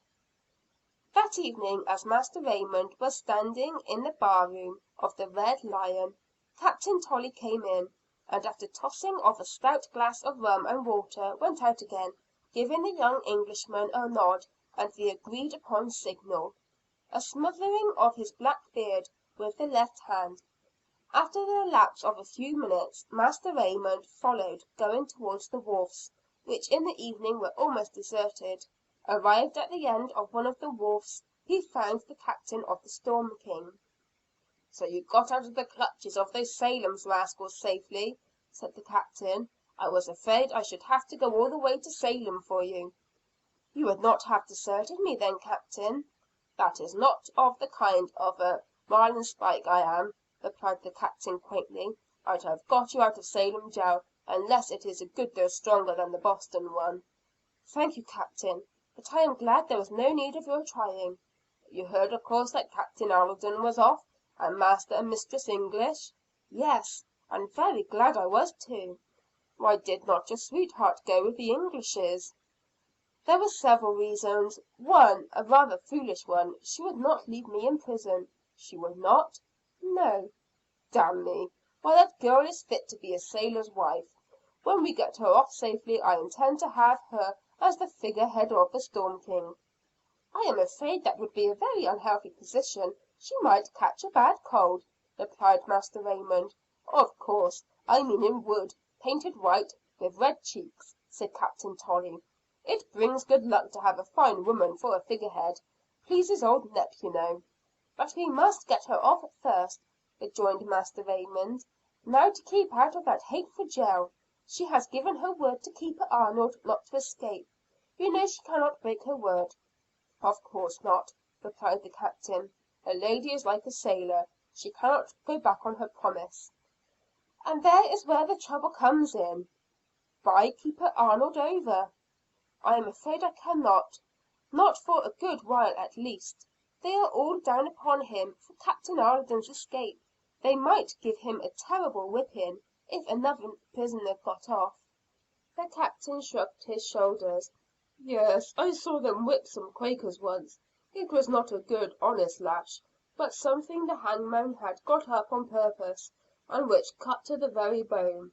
I have seen men and women killed, down on the Spanish Main, but I never saw a sight like that." Good, harmless men and women too. A little touched here, you know," and the Captain tapped his forehead lightly with his forefinger. "Yes, I should not like to hear that Master Arnold had been tortured like that on our account." "Suppose we carry her off some night by force, she having no hand in the arrangements? She can even refuse to go, you know, if she pleases. We will handle her as gently as a little bird, and you can come up and rescue her if you choose, and knock down 2 or 3 of us. How would that do? Half a dozen of the Storm King's men could easily do that. Choose a night with a brisk northwester, and we would be past the castle's guns before the sleepy landlubbers had their eyes open." Master Raymond shook his head dubiously.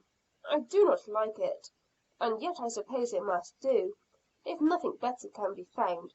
Of course, if we carry her off bodily against her will, it would neither be a breaking of her pledge, nor expose Keeper Arnold to any danger or after punishment, though he might perhaps get pretty seriously hurt in resisting us, and she would not much like that." "I suppose then we must wait a while longer," said the Captain. "I am ready any time you say the word. Only be careful that a good west or a nor'west wind is blowing. When once out on the high seas, we can take care of ourselves." "Many French privateers out there?" "Thick as blackberries, but they are of no account. Those we cannot fight we can easily run away from. There is no craft on these seas that can overhaul the Storm King." With a hearty shake of the hand, the two parted, the Captain for the vessel of which he was so proud, Master Raymond for his room in the Red Lion. CHAPTER 49. The next day, a little before noon, Master Raymond knocked at the door of the Governor's mansion, and was at once conducted to Lady Mary's boudoir. "The Reverend Master Mather is already with the Governor," said her ladyship, "and I expect to receive a summons to join them every moment." And in fact the words were hardly out of her mouth when Sir William's private secretary, Master Josslyn, appeared with a request for her ladyship's presence. "Come with me," she said to Master Raymond, "but do not say anything, much less smile or laugh, until I call upon you for your testimony." As they entered, the courteous Governor handed his lady to a seat on the sofa, and Master Mather made a dignified obeisance. "I have brought along a young friend of mine who was with me, and would also like to hear all of these wonderful things," said her ladyship. And Master Raymond bowed very deferentially to both the high dignitaries, they returning the bow, while Sir William politely requested him to be seated.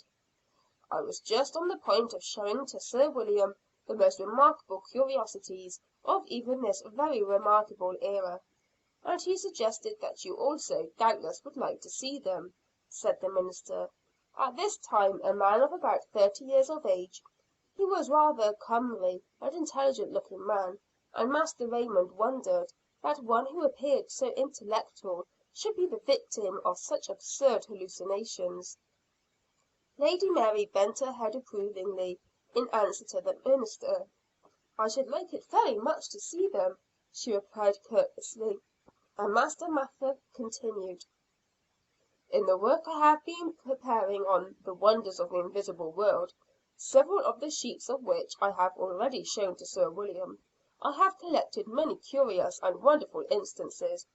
Thus in the case of the eldest daughter of Master John Goodwin, whom I took into my own house in order that I might more thoroughly investigate the spiritual and physical phenomena of witchcraft, I found that while the devils that tormented her were familiar with Latin, Greek, and Hebrew, they seemed to have very little knowledge of the various Indian dialects." "That certainly is very curious," replied Sir William, "inasmuch as those heathen are undeniably the children of the devil, as all our wisest and most godly ministers agree." "Yes," continued the minister, "it is true, and that makes me conjecture that these devils were in fact only playing a part, to deceive me into thinking that the red heathen around us were not really the children of Satan, as they undoubtedly are." "I think that the most reasonable view," responded the Governor. "As to the reality of this new assault by Satan upon this little seed of God's people, in the new world," continued Master Mather fervently. "I have now no doubt whatever. Proof has been multiplied upon proof, and the man or woman who does not by this time believe, is simply one of those deplorable doubters, like Thomas, who never can be convinced. For my part, I consider witchcraft the most nefandous high treason against the Majesty on high; and the principal design of my book is to manifest its hideous enormity, and to promote a pious thankfulness to God that justice so far is being inflexibly executed among us." Lady Mary's face flushed a little, for she saw the drift of the minister's censure. It was well known in all the inner circles that she had neither faith in the reality of witchcraft, nor the least sympathy with the numerous prosecutions, and the inflexible justice which the minister lauded.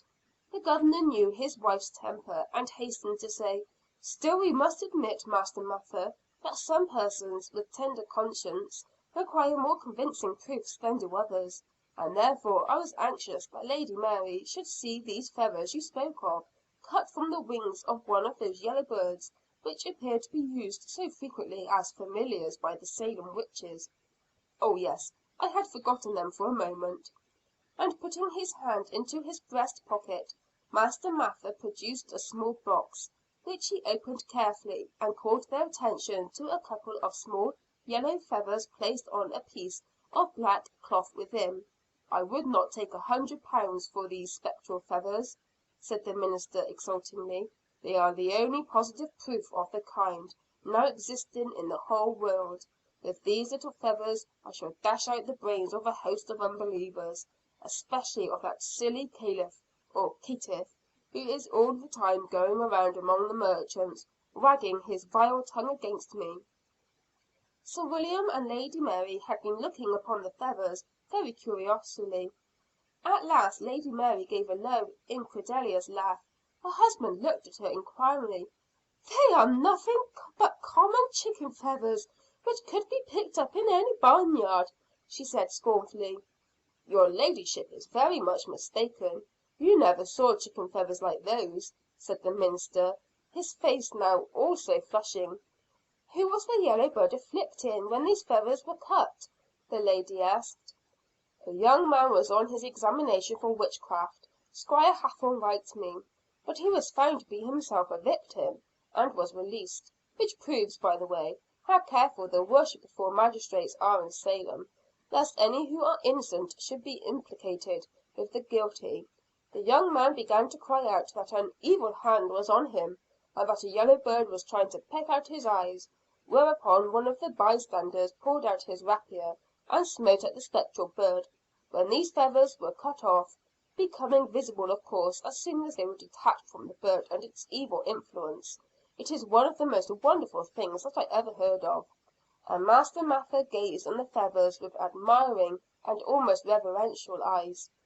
"Sir William," said his lady, "you have, I hope, a little common sense left, if these Massachusetts ministers and magistrates have all gone crazy on this subject.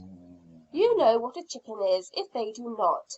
And are those simply chicken feathers?" "Why, my dear," replied the Governor, wriggling in his great armchair, "I grant that they certainly do look like chicken feathers; but then you know, the yellow bird the witches use may have feathers like unto a chicken's."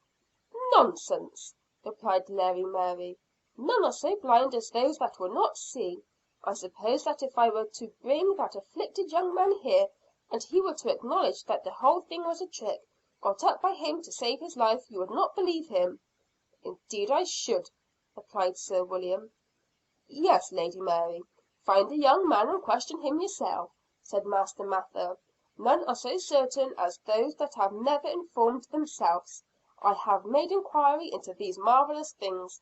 I even took that afflicted girl, as I have told you, into my own house, in order to inform myself of the truth.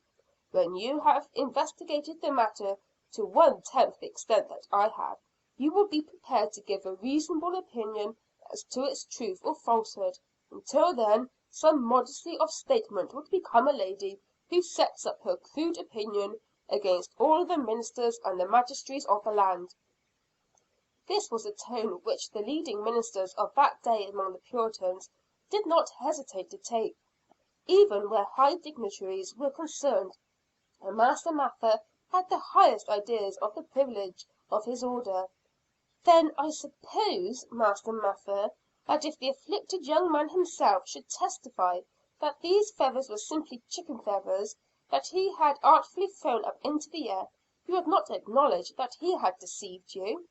"If such an impossible thing could happen, though I know not that it could, of course I should be compelled to admit that Squire Hathorne and 100 others, who all saw this marvelous thing plainly in open day, were deceived by the trick of an unprincipled mountebank and juggler."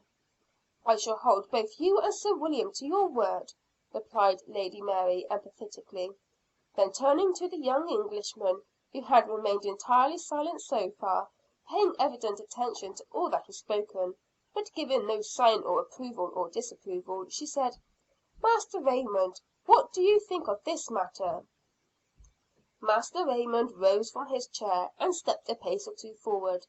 Then he said, "If I answer your ladyship's question freely, it might be to my own hurt. Having had my head once in the lion's mouth, I am not anxious to put it there again." The lady looked significantly at Sir William. "Speak out truly, and fear nothing, young man," said the Governor. "Nothing that you say here shall ever work you injury while I am Governor of the Province." "What do you wish to know, Lady Mary?" "You, I believe, were the afflicted young man to whom Master Mather has referred." Master Raymond bowed. "Was there any reality in those pretended afflictions?" "Only a bad cold to begin with," said the young man smiling. "How about the yellow bird?" "It was all a sham. I dealt with credulous and dangerous fools according to their folly." "How about those feathers?" "They are feathers I got from the wings of one of the Salem jailer's chickens." Sir William laughed. "How about the smell of sulphur which Squire Hathorne and Master Mather have detected in the feathers?" "I think it very probable, as I observed Goodwife Foster that morning giving her chickens powdered brimstone for the pip." Here the Governor laughed loudly and long, until Master Mather said indignantly, "I am sorry, Sir William, that you can treat so lightly this infamous confession of falsehood and villainy. This impudent young man deserves to be set for 3 days in the pillory, and then whipped at the cart's tail out of town." "Of course it is a very shameful piece of business," replied the Governor, regaining his gravity. "But you know that as the confession has been made only on the promise of perfect immunity, I cannot, as a man of my word, suffer the least harm to come to the young person for making it." "Oh, of course not," said the minister, taking up his hat, and preparing to leave the room. "But it is scandalous scandalous! All respect for the magistracy and authority seems to be fading out of the popular mind. I consider you a dangerous man a very dangerous young man." This last, of course, to Master Raymond.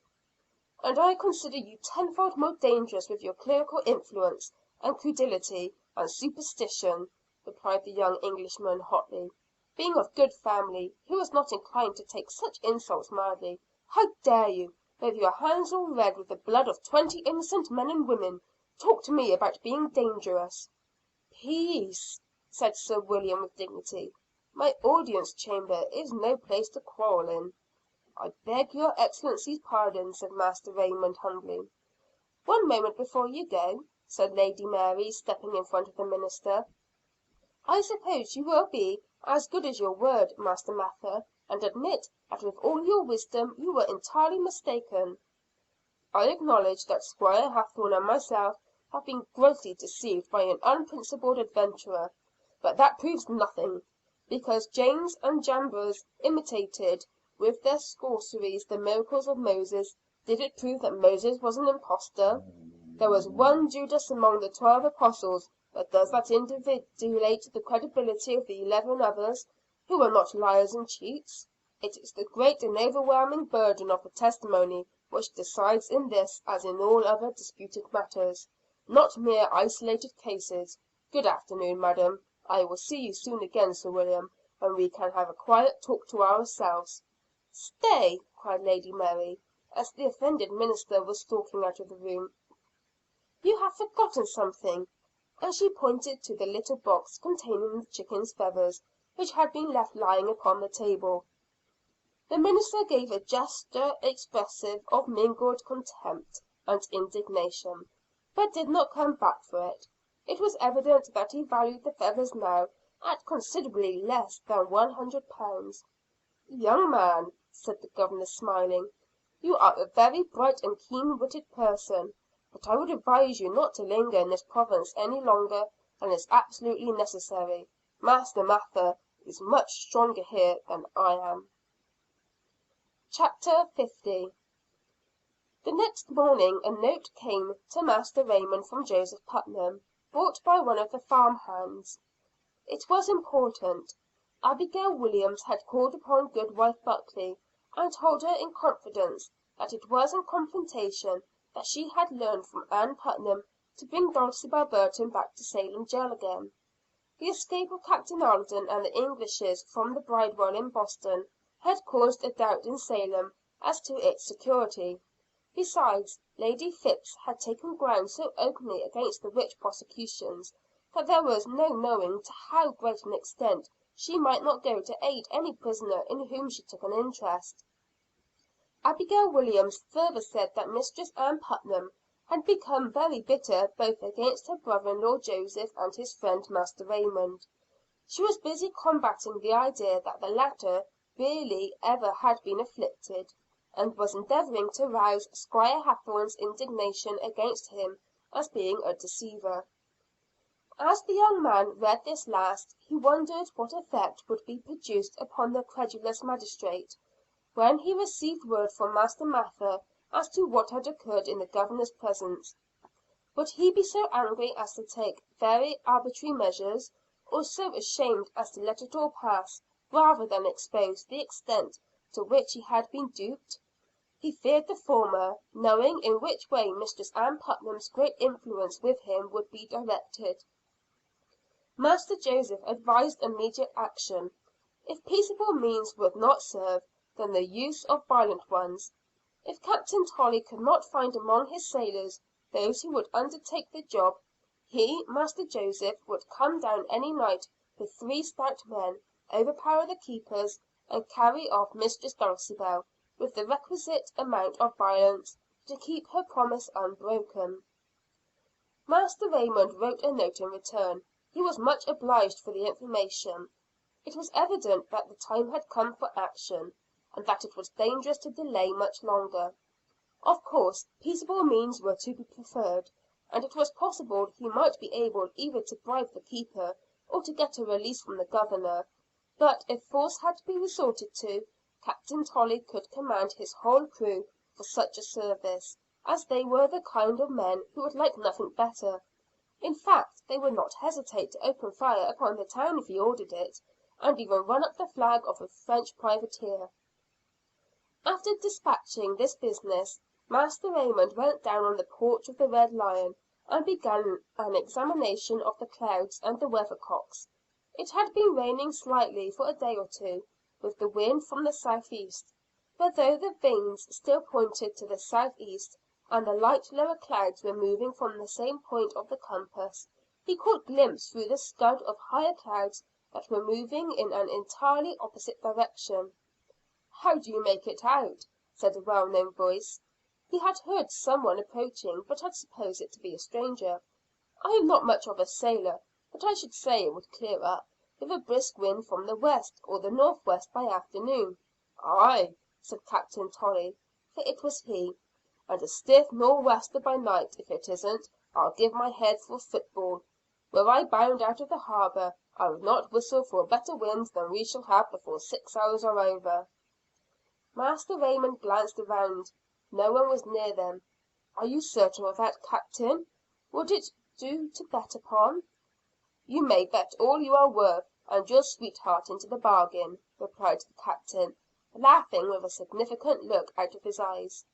"When are you going, Captain?" "Oh, tonight perhaps, if I can get all my livestock on board." "Tonight then let it be," said the young man in a whisper. "By fair means or by foul. I may succeed by fair means, have a boat awaiting at the wharf for me? It will be light enough to get out of the harbor." "There is a gibbous moon plenty. Once past the castle and we are safe, we can easily break open the keeper's house, and quiet him with a pistol at his head." "You must not harm him. He has been a good friend to her." "Of course, only scare him a little. Besides, he is not a good friend if he makes a noise." "Well, I will see you by 10 o'clock, with her or without her. Yes, I will bet you a gold piece, Captain, that the wind gets around to the west by 4 o'clock." This last was in Master Raymond's usual tones, the previous conversation having been in whispers. "You will be safe enough in that, Master Raymond," said the landlord of the Red Lion, whose steps the Englishman had heard approaching. "Do you think so? I do not want to take the young man's money. He is only a landsman, you know, mate. But I will bet you a piece of 8 that the wind will not get around till a half hour after that time, and we will take it all out in drinks at your bar at our leisure." "Done," said the landlord. "And now let's go in and take a drink all around in advance." End of chapters 45 to 50.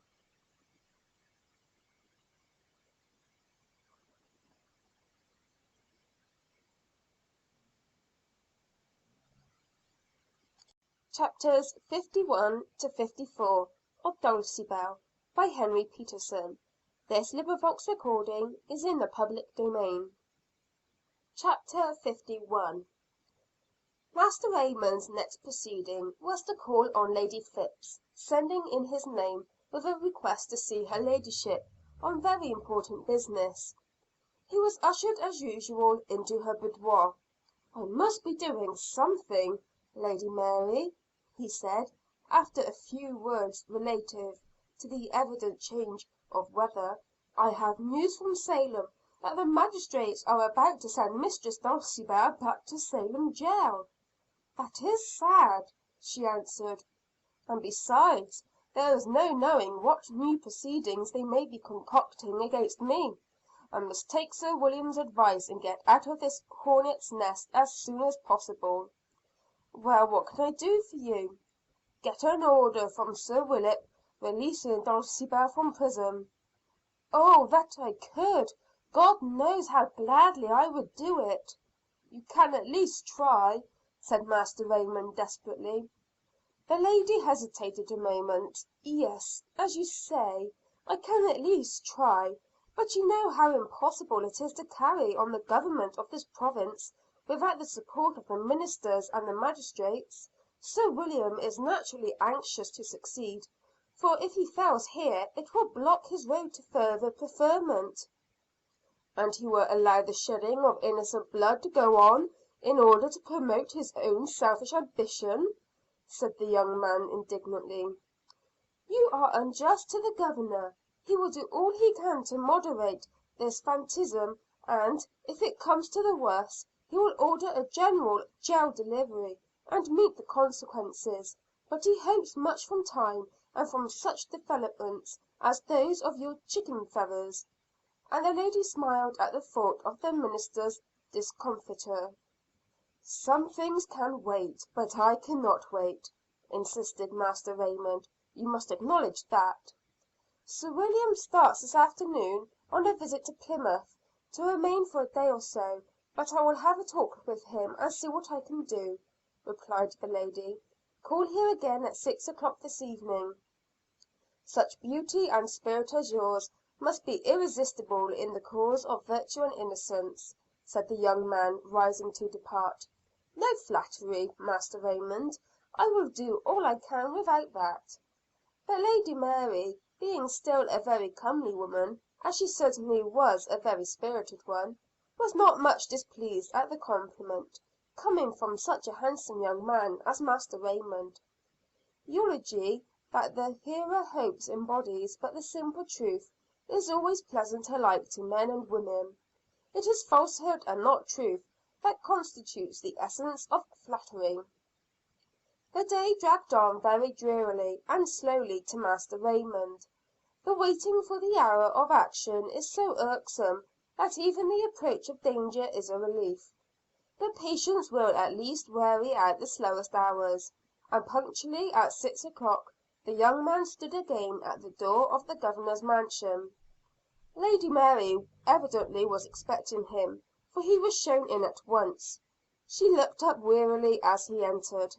"I can do nothing to-day," she said. "What ground did the Governor take?" "That sound policy forbade him to move in the matter at present. The persecuting party were very indignant at the escape of Captain Alden and the Englishes, and now for him to grant a pardon to another of the accused would be to irritate them to madness." Master Raymond acknowledged to himself the soundness of the Governor's policy, but he only said, "Then it seems that Dulcibel must go back to Salem prison, and I run a good chance of going to prison also, as a self confessed deceiver and impostor." "If she were released, could you both get away from Boston at once?" Master Raymond's voice sank to a whisper. "I have all my plans arranged. By the third hour after midnight we shall be where we can snap our fingers at the magistrates of Boston." "I have been thinking of a plan. It may work, or it may not, but it is worth trying." The young man's face lightened. "You know that England is ruled by William and Mary. Why should not the province of Massachusetts also be?" "I do not understand you." "Upon leaving Sir William, I was somewhat indignant that he would not grant my request; and to pacify me, he said he was sorry that I had not the same share in the government here that Queen Mary had at home, and then I could do more as I pleased." Still Master Raymond's face showed that he was puzzled to catch her meaning. She laughed and rose from her chair, the old resolute expression upon her spirited face, and opening the door into the next room, which was the Governor's private office, she said, "Come here a moment, Master Josslyn." The private secretary entered. "Prepare me," she said to the secretary, "the proper paper to be signed by the Governor, ordering Keeper Arnold to release at once Mistress Dulcibel Burton from confinement in the Boston bridewell." "But the Governor, you know, is absent, Lady Mary," said the secretary, "and his signature will be necessary." "Oh, I will see to that," replied the lady a little haughtily. Master Raymond sat quietly, waiting for what was to come next. He could not conceive how Lady Mary intended to manage it. As for the lady, she tapped the table with her shapely fingers impatiently. In a few minutes Master Josslyn reappeared with the paper. "All it wants now is the signature of the Governor," he said. The lady took up a pen from the table by which she was sitting, and filled it with ink. Then with a firm hand she signed the paper, "William Phips, Governor, by Lady Mary Phips." "But your ladyship, the keeper will not acknowledge the validity of that signature, or obey it," said Master Josslyn in some alarm. "He will not? We shall see," responded her ladyship rising. "Order my carriage, Master Josslyn." In 15 minutes Lady Mary, accompanied by Master Raymond, was at Keeper Arnold's house. "I bring you good news, Master Arnold," said Lady Mary. "I know you will rejoice, such a tender hearted man as you are, at the release of Mistress Dulcibel Burton. Here is the official document." She flourished it at him, but still kept it in her hand. Dulcibel was soon informed of the good news, and came flying out to meet her benefactor and her lover. "Put on a shawl and your veil at once, and make a bundle of your belongings," said Lady Mary, kissing her. "Master Raymond is in a great hurry to carry you off, at which I confess that I do not wonder." Dulcibel tripped off. The sooner she was out of that close place the better. "Well, what is it, Master Arnold?" said Lady Mary to the keeper, who acted as if he wished to say something. "It is only a form, my lady. But you have not shown me the Governor's warrant yet." "Why, yes, I have," said Lady Mary, fluttering it at him as before. But Keeper Arnold was fully aware of the responsibility of his position, and putting out his hand he studied the fluttering paper sufficiently to glance over its contents. When he came to the signature his face paled. "Pardon me, my lady, but this is not the Governor's writing." "Of course it is not. Why, you silly loon, how could it be when he has gone to Plymouth? But you will perceive that it is in Master Josslyn's writing, and the Governor ought to have signed it before he started." "This is hardly in regular form, my lady." "It is not? Do you not see the Governor's name, and there below it is my name, as proof of the Governor's? Do you mean to impeach my attestation of Sir William's signature? There is my name, Lady Mary Phips, and I will take the responsibility of this paper being a legal one. If anybody finds fault with you, send him to me, and I will say you did it, in the Governor's absence from town, at my peremptory order." The lady's face glowed, and her eyes flashed with her excitement and determination. "It would be as much as my position is worth to disobey it and me," rejoined Lady Mary. "I will have you out of this place in 3 days' time, if you cast disrespect upon my written name." "There can be no great haste in this matter. Bring the release to morrow, and I will consult authority in the meanwhile," said the keeper pleadingly. "Authority! The Governor's name is authority! I am authority! Who dare you set up beside us? You forget your proper respect and duty, Master Arnold." The keeper was overborne at last. "You will uphold me if I do this thing, Lady Mary?" said he imploringly. "You know me, Master Arnold, and that I never desert my friends. I shall accept the full responsibility of this deed before Sir William and the magistrates, and they cannot order any punishment which he cannot pardon." By this time it had grown quite dark. "Shall I take you anywhere in my carriage?" said Lady Mary, as Dulcibel reappeared with a bundle. "It is not necessary," replied Master Raymond joyfully. "I will not compromise you any further. God forever bless your ladyship. There is not another woman in New England with the spirit and courage to do what you have done this day." And the reader of our history, 100 years to come, as he reads this page, shall cry fervently, "God bless the fearless and generous soul of Lady Mary." "Let me know when you are safe," she whispered to the young man, as he stood by her carriage. "Master and Mistress English are now the guests of Governor Fletcher of New York, changing a Boston prison for a governor's mansion. You will be perfectly secure in that province, or in Pennsylvania, or Maryland, or Virginia." And the carriage drove off. It was in that early afternoon of the evening, when the streets in town and city are more deserted than they are for some hours afterwards, everyone being indoors and not come out for visiting or amusement. And so the young man and his companion walked towards the northern estate or part of the town, meeting only 1 or 2 persons, who took no special notice of them. "You do not ask where we are going, Dulcibel?" at last said Master Raymond. She could not see the sweet smile on his face, but she could feel it in his voice. "Anywhere with you," the maiden replied in a low tone. "We are going to be married." He felt the pressure of her hand upon his arm in response. "That is, if we can find a minister to perform the ceremony." "That will be difficult, I should think." "Yes, difficult, but not impossible. After getting you out of prison as Lady Mary did, I should not like to call anything impossible." "Lady Mary is an angel." "Yes, one of the kind with wings," replied her companion, laughing. "She has kindly loaned us her wings though, and we are flying away on them." Before long they were at one of the wharves, then on a small boat, then on the deck of the Storm King. "I am better than my word, Captain Tolley." "Aye, indeed you are. And this is the birdie. Fair mistress, the Storm King and his brood are ready to die to shield you from harm." Dulcibel looked wonder out of her clear blue eyes. What did it all mean?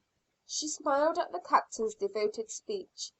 "I do not want any one to die for me, Captain. I would rather have you sing me a good sea song, such as my father, who is also a sea captain, used to delight me with at home." "Oh, we can do that too," answered the Captain gaily. I hope we shall have a jolly time of it before we reach our destination. Now, come down into the cabin and see the preparations I have made for you. A sailor's daughter must have the best of sailor's cheer." "One word, Captain," said Master Raymond, as the Captain came up on deck again, leaving Dulcibel to the privacy of her state room. "It does not seem fitting that a young unmarried woman should be alone on a vessel like this, with no matron to bear her company." "Sir," said the Captain, "I would have you know that the maiden is as safe from aught that could offend her modesty on the decks of the Storm King, as if she were in her father's house." "Of course she is. I know that well, and mean not the least offence. And she, innocent as she is, has no other thought. But this is a slanderous world, Captain, and we men know who the world must think of her." "Oh, I admit that," said Captain Tolley, somewhat mollified. "We cannot expect of mere landspeople, who put an innocent girl like that into prison for no offence, the gentle behavior towards women that comes naturally from a seaman. But what do you propose?" "To send for one of the Boston ministers, and marry her before we leave port." "Why, of course," replied the Captain. "It is the very thing. Whom shall we send for? The North Church is nearest. How would Master Cotton Mather do?" The young man stood thoughtfully silent for a moment or two. The ministers of South Church and of King's Chapel were more heterodox in all this witchcraft business, but for that very reason he did not wish to compromise them in any way. Besides, he owed a grudge to Master Mather for his general course in sustaining the persecution, and his recent language in particular towards himself. So his lips gradually settled into a stern determination, and he replied, "Master Mather is the very man." "It may require a little ingenuity to get him aboard at this time of the evening," said the Captain, "but I reckon my first mate Simmons can do it if any one can." "Here, Simmons," to the first mate, who was standing near, "you look like a pillar of the church. Go ashore and bring off Master Cotton Mather with you. The wealthy young Englishman is dying, and he cannot pass away from Boston in peace without his ministerial services." "Dying!" ejaculated Master Raymond. "Yes, dying. Dying to get married. And you cannot pass out of Boston harbor in peace without his ministerial services." "Would it do not as well to ask him to come and marry us?" "I doubt it," replied the Captain. "Master Mather is honest in his faith, even if he is bigoted and superstitious, and death cannot be put off like marriage till tomorrow. But take your own course, Simmons, only bring him." "Shall I use force, sir, if he will not come peaceably?" asked the mate coolly. "Not if it will make a disturbance," said his commander. "We do not want to run the gauntlet of the castle's guns as we go out of the harbor. The wind is hardly lively enough for that." "I will go down and tell Dulcibel," said Master Raymond. "It is rather sudden, but she is a maiden of great good sense, and will see clearly the necessity of the case. And as she is an orphan, she has no father or mother whose consent she might consider necessary.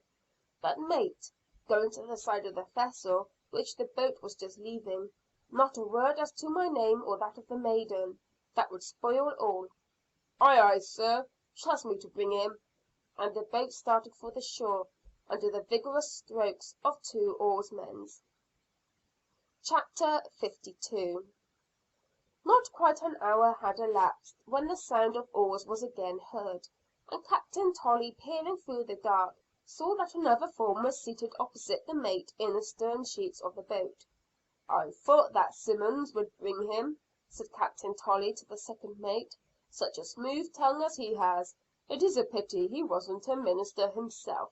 His genius is half wasted here." "Glad to see you on board the Storm King, Master Mather," was the greeting of the Captain, as the minister was helped up to the deck by the mates. "The Storm King? Why, I was told that it was an English frigate just come into port," said the minister in a surprised voice. "The messenger must have made a mistake," replied the Captain coolly. "You know that landsmen always do get things mixed." "Well, as I am here, no matter. Show me the dying man." "Walk down into the cabin," said the Captain politely. Entering the cabin, which was well lighted, Master Raymond stepped forward. "I am happy to see you, Master Mather. You remember me, do you not?" "Master Raymond, I believe," returned the minister coldly. "Where is the dying man who requires my spiritual ministrations?" "Dying!" laughed the Captain. "How strangely that fellow got things mixed. I said dying to get married, did I not, Master Raymond?" "Of course you did that is, after you had explained yourself." Master Mather's face looked blank. He did not know what to make of it. "In truth, Master Mather," said the young Englishman, "I was under the necessity of getting married this evening, and thinking over the worshipful minister of Boston town, I singled you out as the one I should prefer to officiate on the happy occasion." "I decline to have anything to do with it," said Master Mather indignantly, turning on his heel, and going off to the door of the cabin. But here a muscular sailor with a boarding pike promptly forbade his passage by putting the pike across the doorway. "What do you mean by barring my way in this manner?" said the minister in great wrath to the Captain. "Have you no reverence for the law?" "Not a particle for Boston law," replied Captain Tolley. "The only law recognized on board the Storm King is the command of its captain. You have been brought here to marry these two young friends of mine, and you will not leave the vessel before you do it, if I have to take you with us all the way to China." Master Mather pondered the matter for a moment. "This is too informal. There are certain preliminaries that are necessary in such case." "Advisable, but I am told not absolutely necessary," replied Master Raymond. "Wait then for an hour or two, and we shall be on the high seas, and out of any jurisdiction," added Captain Tolley. "Who is this maiden? Who gives her away?" asked the minister. "This maiden is Mistress Dulcibel Burton," said Master Raymond, taking her by the hand. "She is an orphan, but I give her away," added the Captain. "Dulcibel Burton, the serpent witch!" exclaimed Master Mather. "What is that convict doing here? Has she broken jail?" "Master Mather," said the Captain in an excited tone, "if you utter another word of insult against this innocent and beautiful maiden, I will have you flung overboard to the sharks. So take care of what you say." And the indignant seaman shook his finger in the minister's face warningly. "Master Mather," added Raymond more coolly, "Mistress Burton has not broken jail. She was duly released from custody by Keeper Arnold on the presentation of an official paper by Lady Mary Phips. Therefore your conscience need not be uneasy on that score." "Why are you here then? Why making this haste? It is evident that there is something wrong about it." "Boston has not treated either of us so well that we are very desirous of remaining," replied Master Raymond. "And as we are going together, it is only decorous that we should get married. If you however refuse to marry us, we shall be compelled to take you with us, for the mere presence of such a respected minister will be sufficient to shield the maiden's name from all reckless calumniators." The second mate came to the door of the cabin. "Captain, there is a fine breeze blowing. It is a pity not to use it." "Make all ready, sir," replied the Captain. Then turning to the minister, "There is no particular hurry, Master Mather. You can take the night to think over it. Tomorrow morning probably, if you come to your senses, we may be able to send you ashore somewhere between here and the Capes of Delaware." "This is outrageous," said Master Mather. "I will hold both of you accountable for it." "It is a bad time to threaten when your head is in the lion's mouth, Master Mather," returned Captain Tolley fiercely. "No one knows but my own men that you ever came on board the Storm King. How do you know that I am not Captain Kidd myself?" The minister's face grew pale. It was no disparagement to his manhood. Even Master Raymond's face grew very serious, for did even he know that this Captain Tolley might not be the renowned freebooter, of whose many acts of daring and violence the wide seas rang? "I would counsel you for your own good to do at once what you will have to do ultimately," said Master Raymond gravely. I owe you no thanks for anything, but," and the young man laughed as he turned to Dulcibel, "I could never trap even a fox without pitying the animal." Dulcibel went up to the minister and put her hand upon his arm. "Do I look so much like a witch?" she said in a playful tone. "We are told that Satan can enrobe himself like an angel of light," replied Master Mather severely. "I judge you by what I have heard of your cruel deeds." "As you judged the cruel yellow bird that turned out to be only a harmless little chicken," said Master Raymond sarcastically. "Enough of this folly. Will you marry us now or not? If you will, you shall be put ashore unharmed. If you will not, you shall go along with us. Make up your mind at once, for we shall soon be out of Boston harbor." Master Mather had a strong will, and an equally strong won't. But the Philistines were, for this time, too much for him. That reference to Captain Kidd had frightened him badly. "Stand up and I will marry you, unscrupulous as you both are. It is better that you should be married by legal rights, than allowed to go your own way to destruction." And then, the important ceremony being duly gone through, he pronounced Master Ellis Raymond and Mistress Dulcibel Burton man and wife, the Captain being allowed by Master Raymond to take the first kiss, and acting in the place of the bride's father. "No, not a penny," said the minister, closing his hand against the golden pieces that the groom held out to him. "All I ask is that you comply with your promise, and put me on shore again as soon as possible." "Better take a drink of wine first," said the Captain, filling up a glass and handing it to him. "I will neither break bread nor drink wine on this," he was going to say accursed ship, but the fierce eyes of the possible freebooter were upon him, and said, "on this unhappy vessel." Captain Tolley laughed heartily. "Oh well, good wine never goes begging. The anchor is not up yet, and we will put you off just when you came on. Come along." Without a word of leave taking to the two whom he had joined together, Master Mather followed the Captain. In fact, though, Master Raymond and Dulcibel scarcely noted his going, for they were now seated on a small sofa, the arm of the young husband around the shapely waist of his newly made wife, and the minister dismissed from their minds as completely as the wine glass out of which they had just drank. He had answered their purpose, and in the deep bliss of their new relation they thought no more about him. As Master Mather turned to descend to the boat again, not wasting any formal words of leave taking upon the Captain either, the latter grasped him by the arm. "Wait one moment," said Captain Tolley. "You will speak of what has occurred here this evening, Master Mather, or not, at your pleasure. But be careful of what you say, for there is no power on this coast strong enough to protect you against my vengeance." And with a scowl upon his face that would have done injustice to the dreaded Captain Kidd himself, he added in a hoarse, fearful tone the one impressive word, "Beware!" The minister made no reply. It was a day of fierce men and wild deeds, especially on the high seas. Prudence in some positions is far better than valor.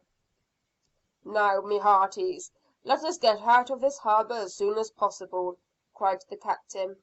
"I might have held him till we were opposite the castle, and put him ashore there, but it is safer as it is.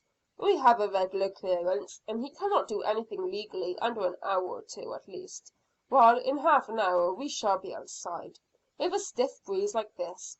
Once on the open seas, I fear neither man nor devil." Chapter 53. Whether Master Mather did make any serious effort to prevent the Storm King from leaving the harbor, I am unable to say. But as I find no reference to this affair either in his biography or his numerous works, I am inclined to think that like a wise man he held his peace as to what had occurred, and resolved never to go on board another vessel after nightfall. Certainly no cannon ball cut the waves as the Storm King sailed swiftly past the castle, and no signal was displayed signifying that she must come at once to anchor.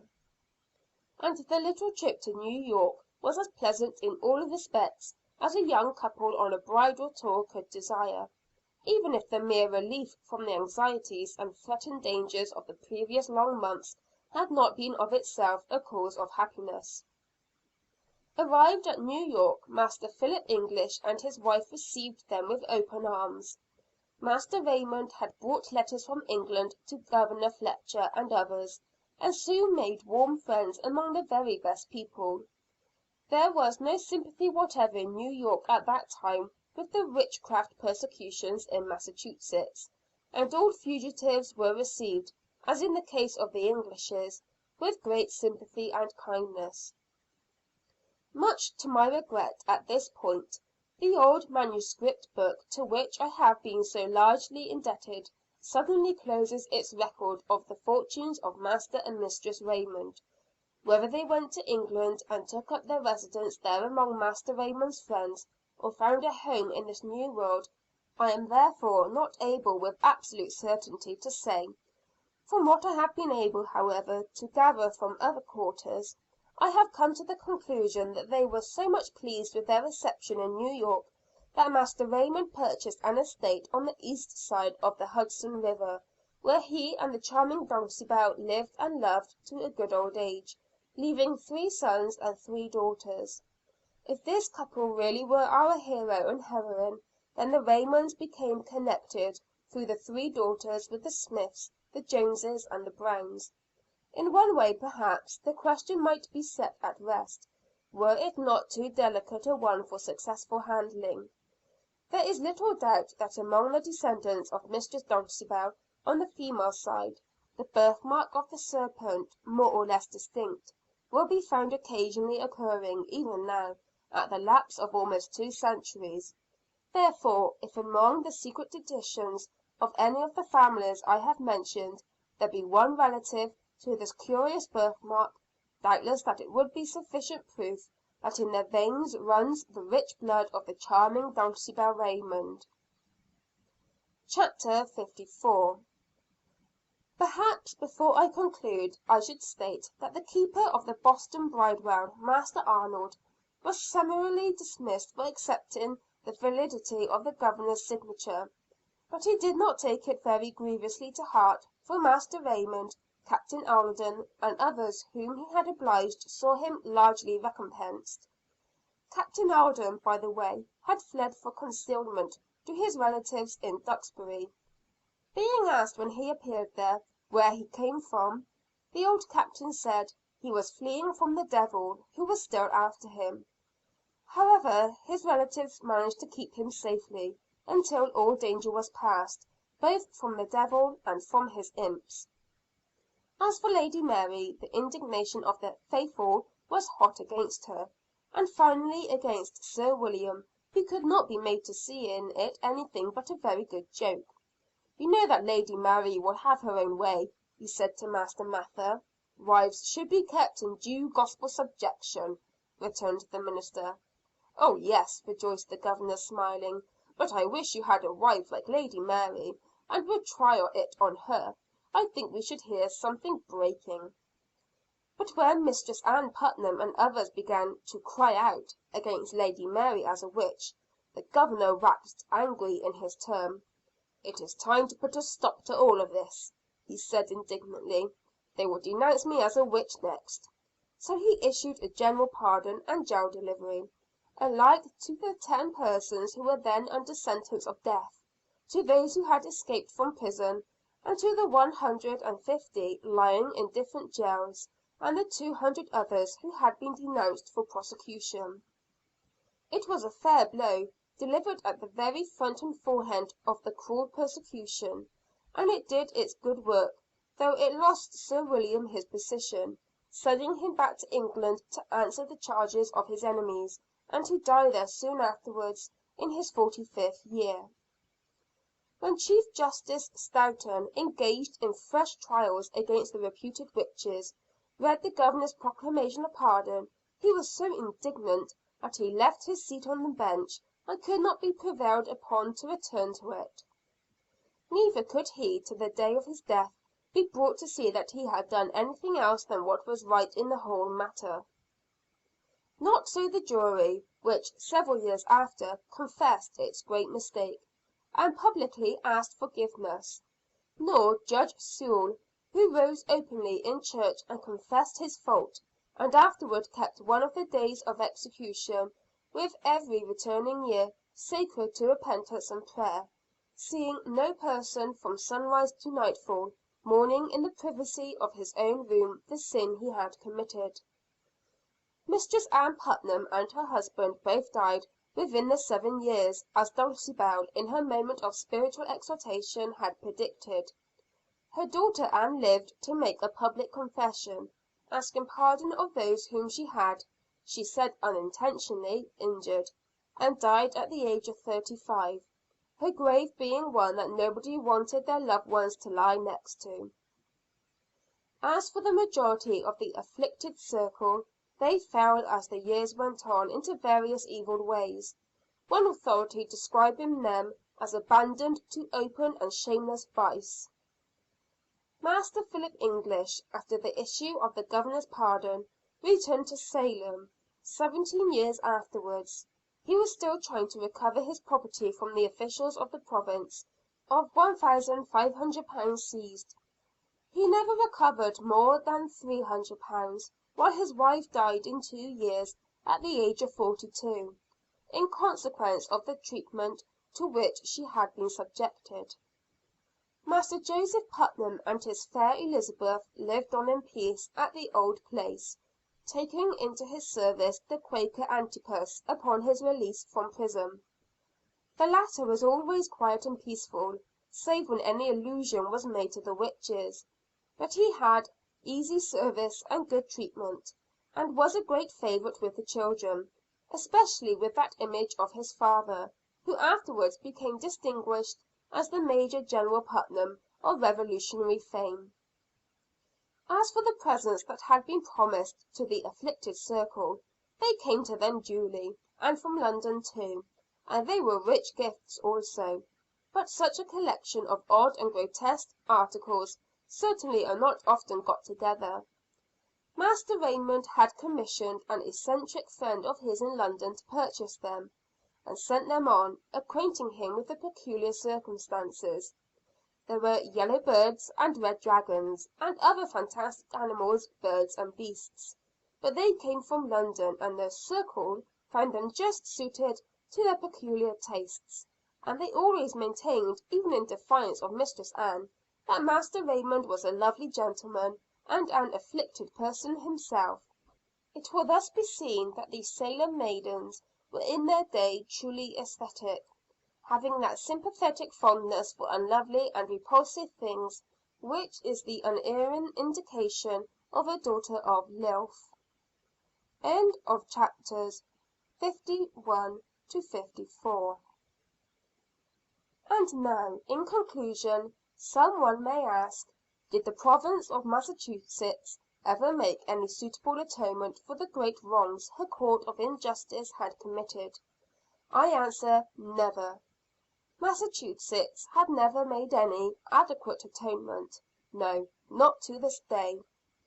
The General Assembly 18 years afterwards, did indeed pass an act reversing the convictions and attainders in all but 6 of the cases, and ordering the distribution of the paltry sum of £578 among the heirs of 24 persons, as a kind of compensation to the families of those who had suffered. But this was all nothing, or next to nothing. Perhaps the day will sometime come, when the cry of innocent blood from the rocky platform of Witch Hill shall swell into sufficient volume to be heard across the chasm of 2 centuries. Then on some high pedestal where the world can see it, Massachusetts shall proclaim in enduring marble her penitence, and ask a late forgiveness of the 20 innocent men and women whom she so terribly wronged.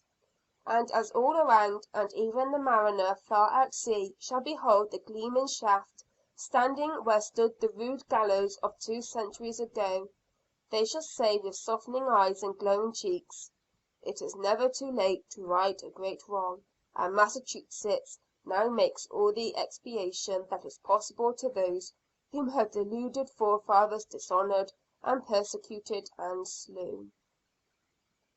End of Dulcibel by Henry Peterson.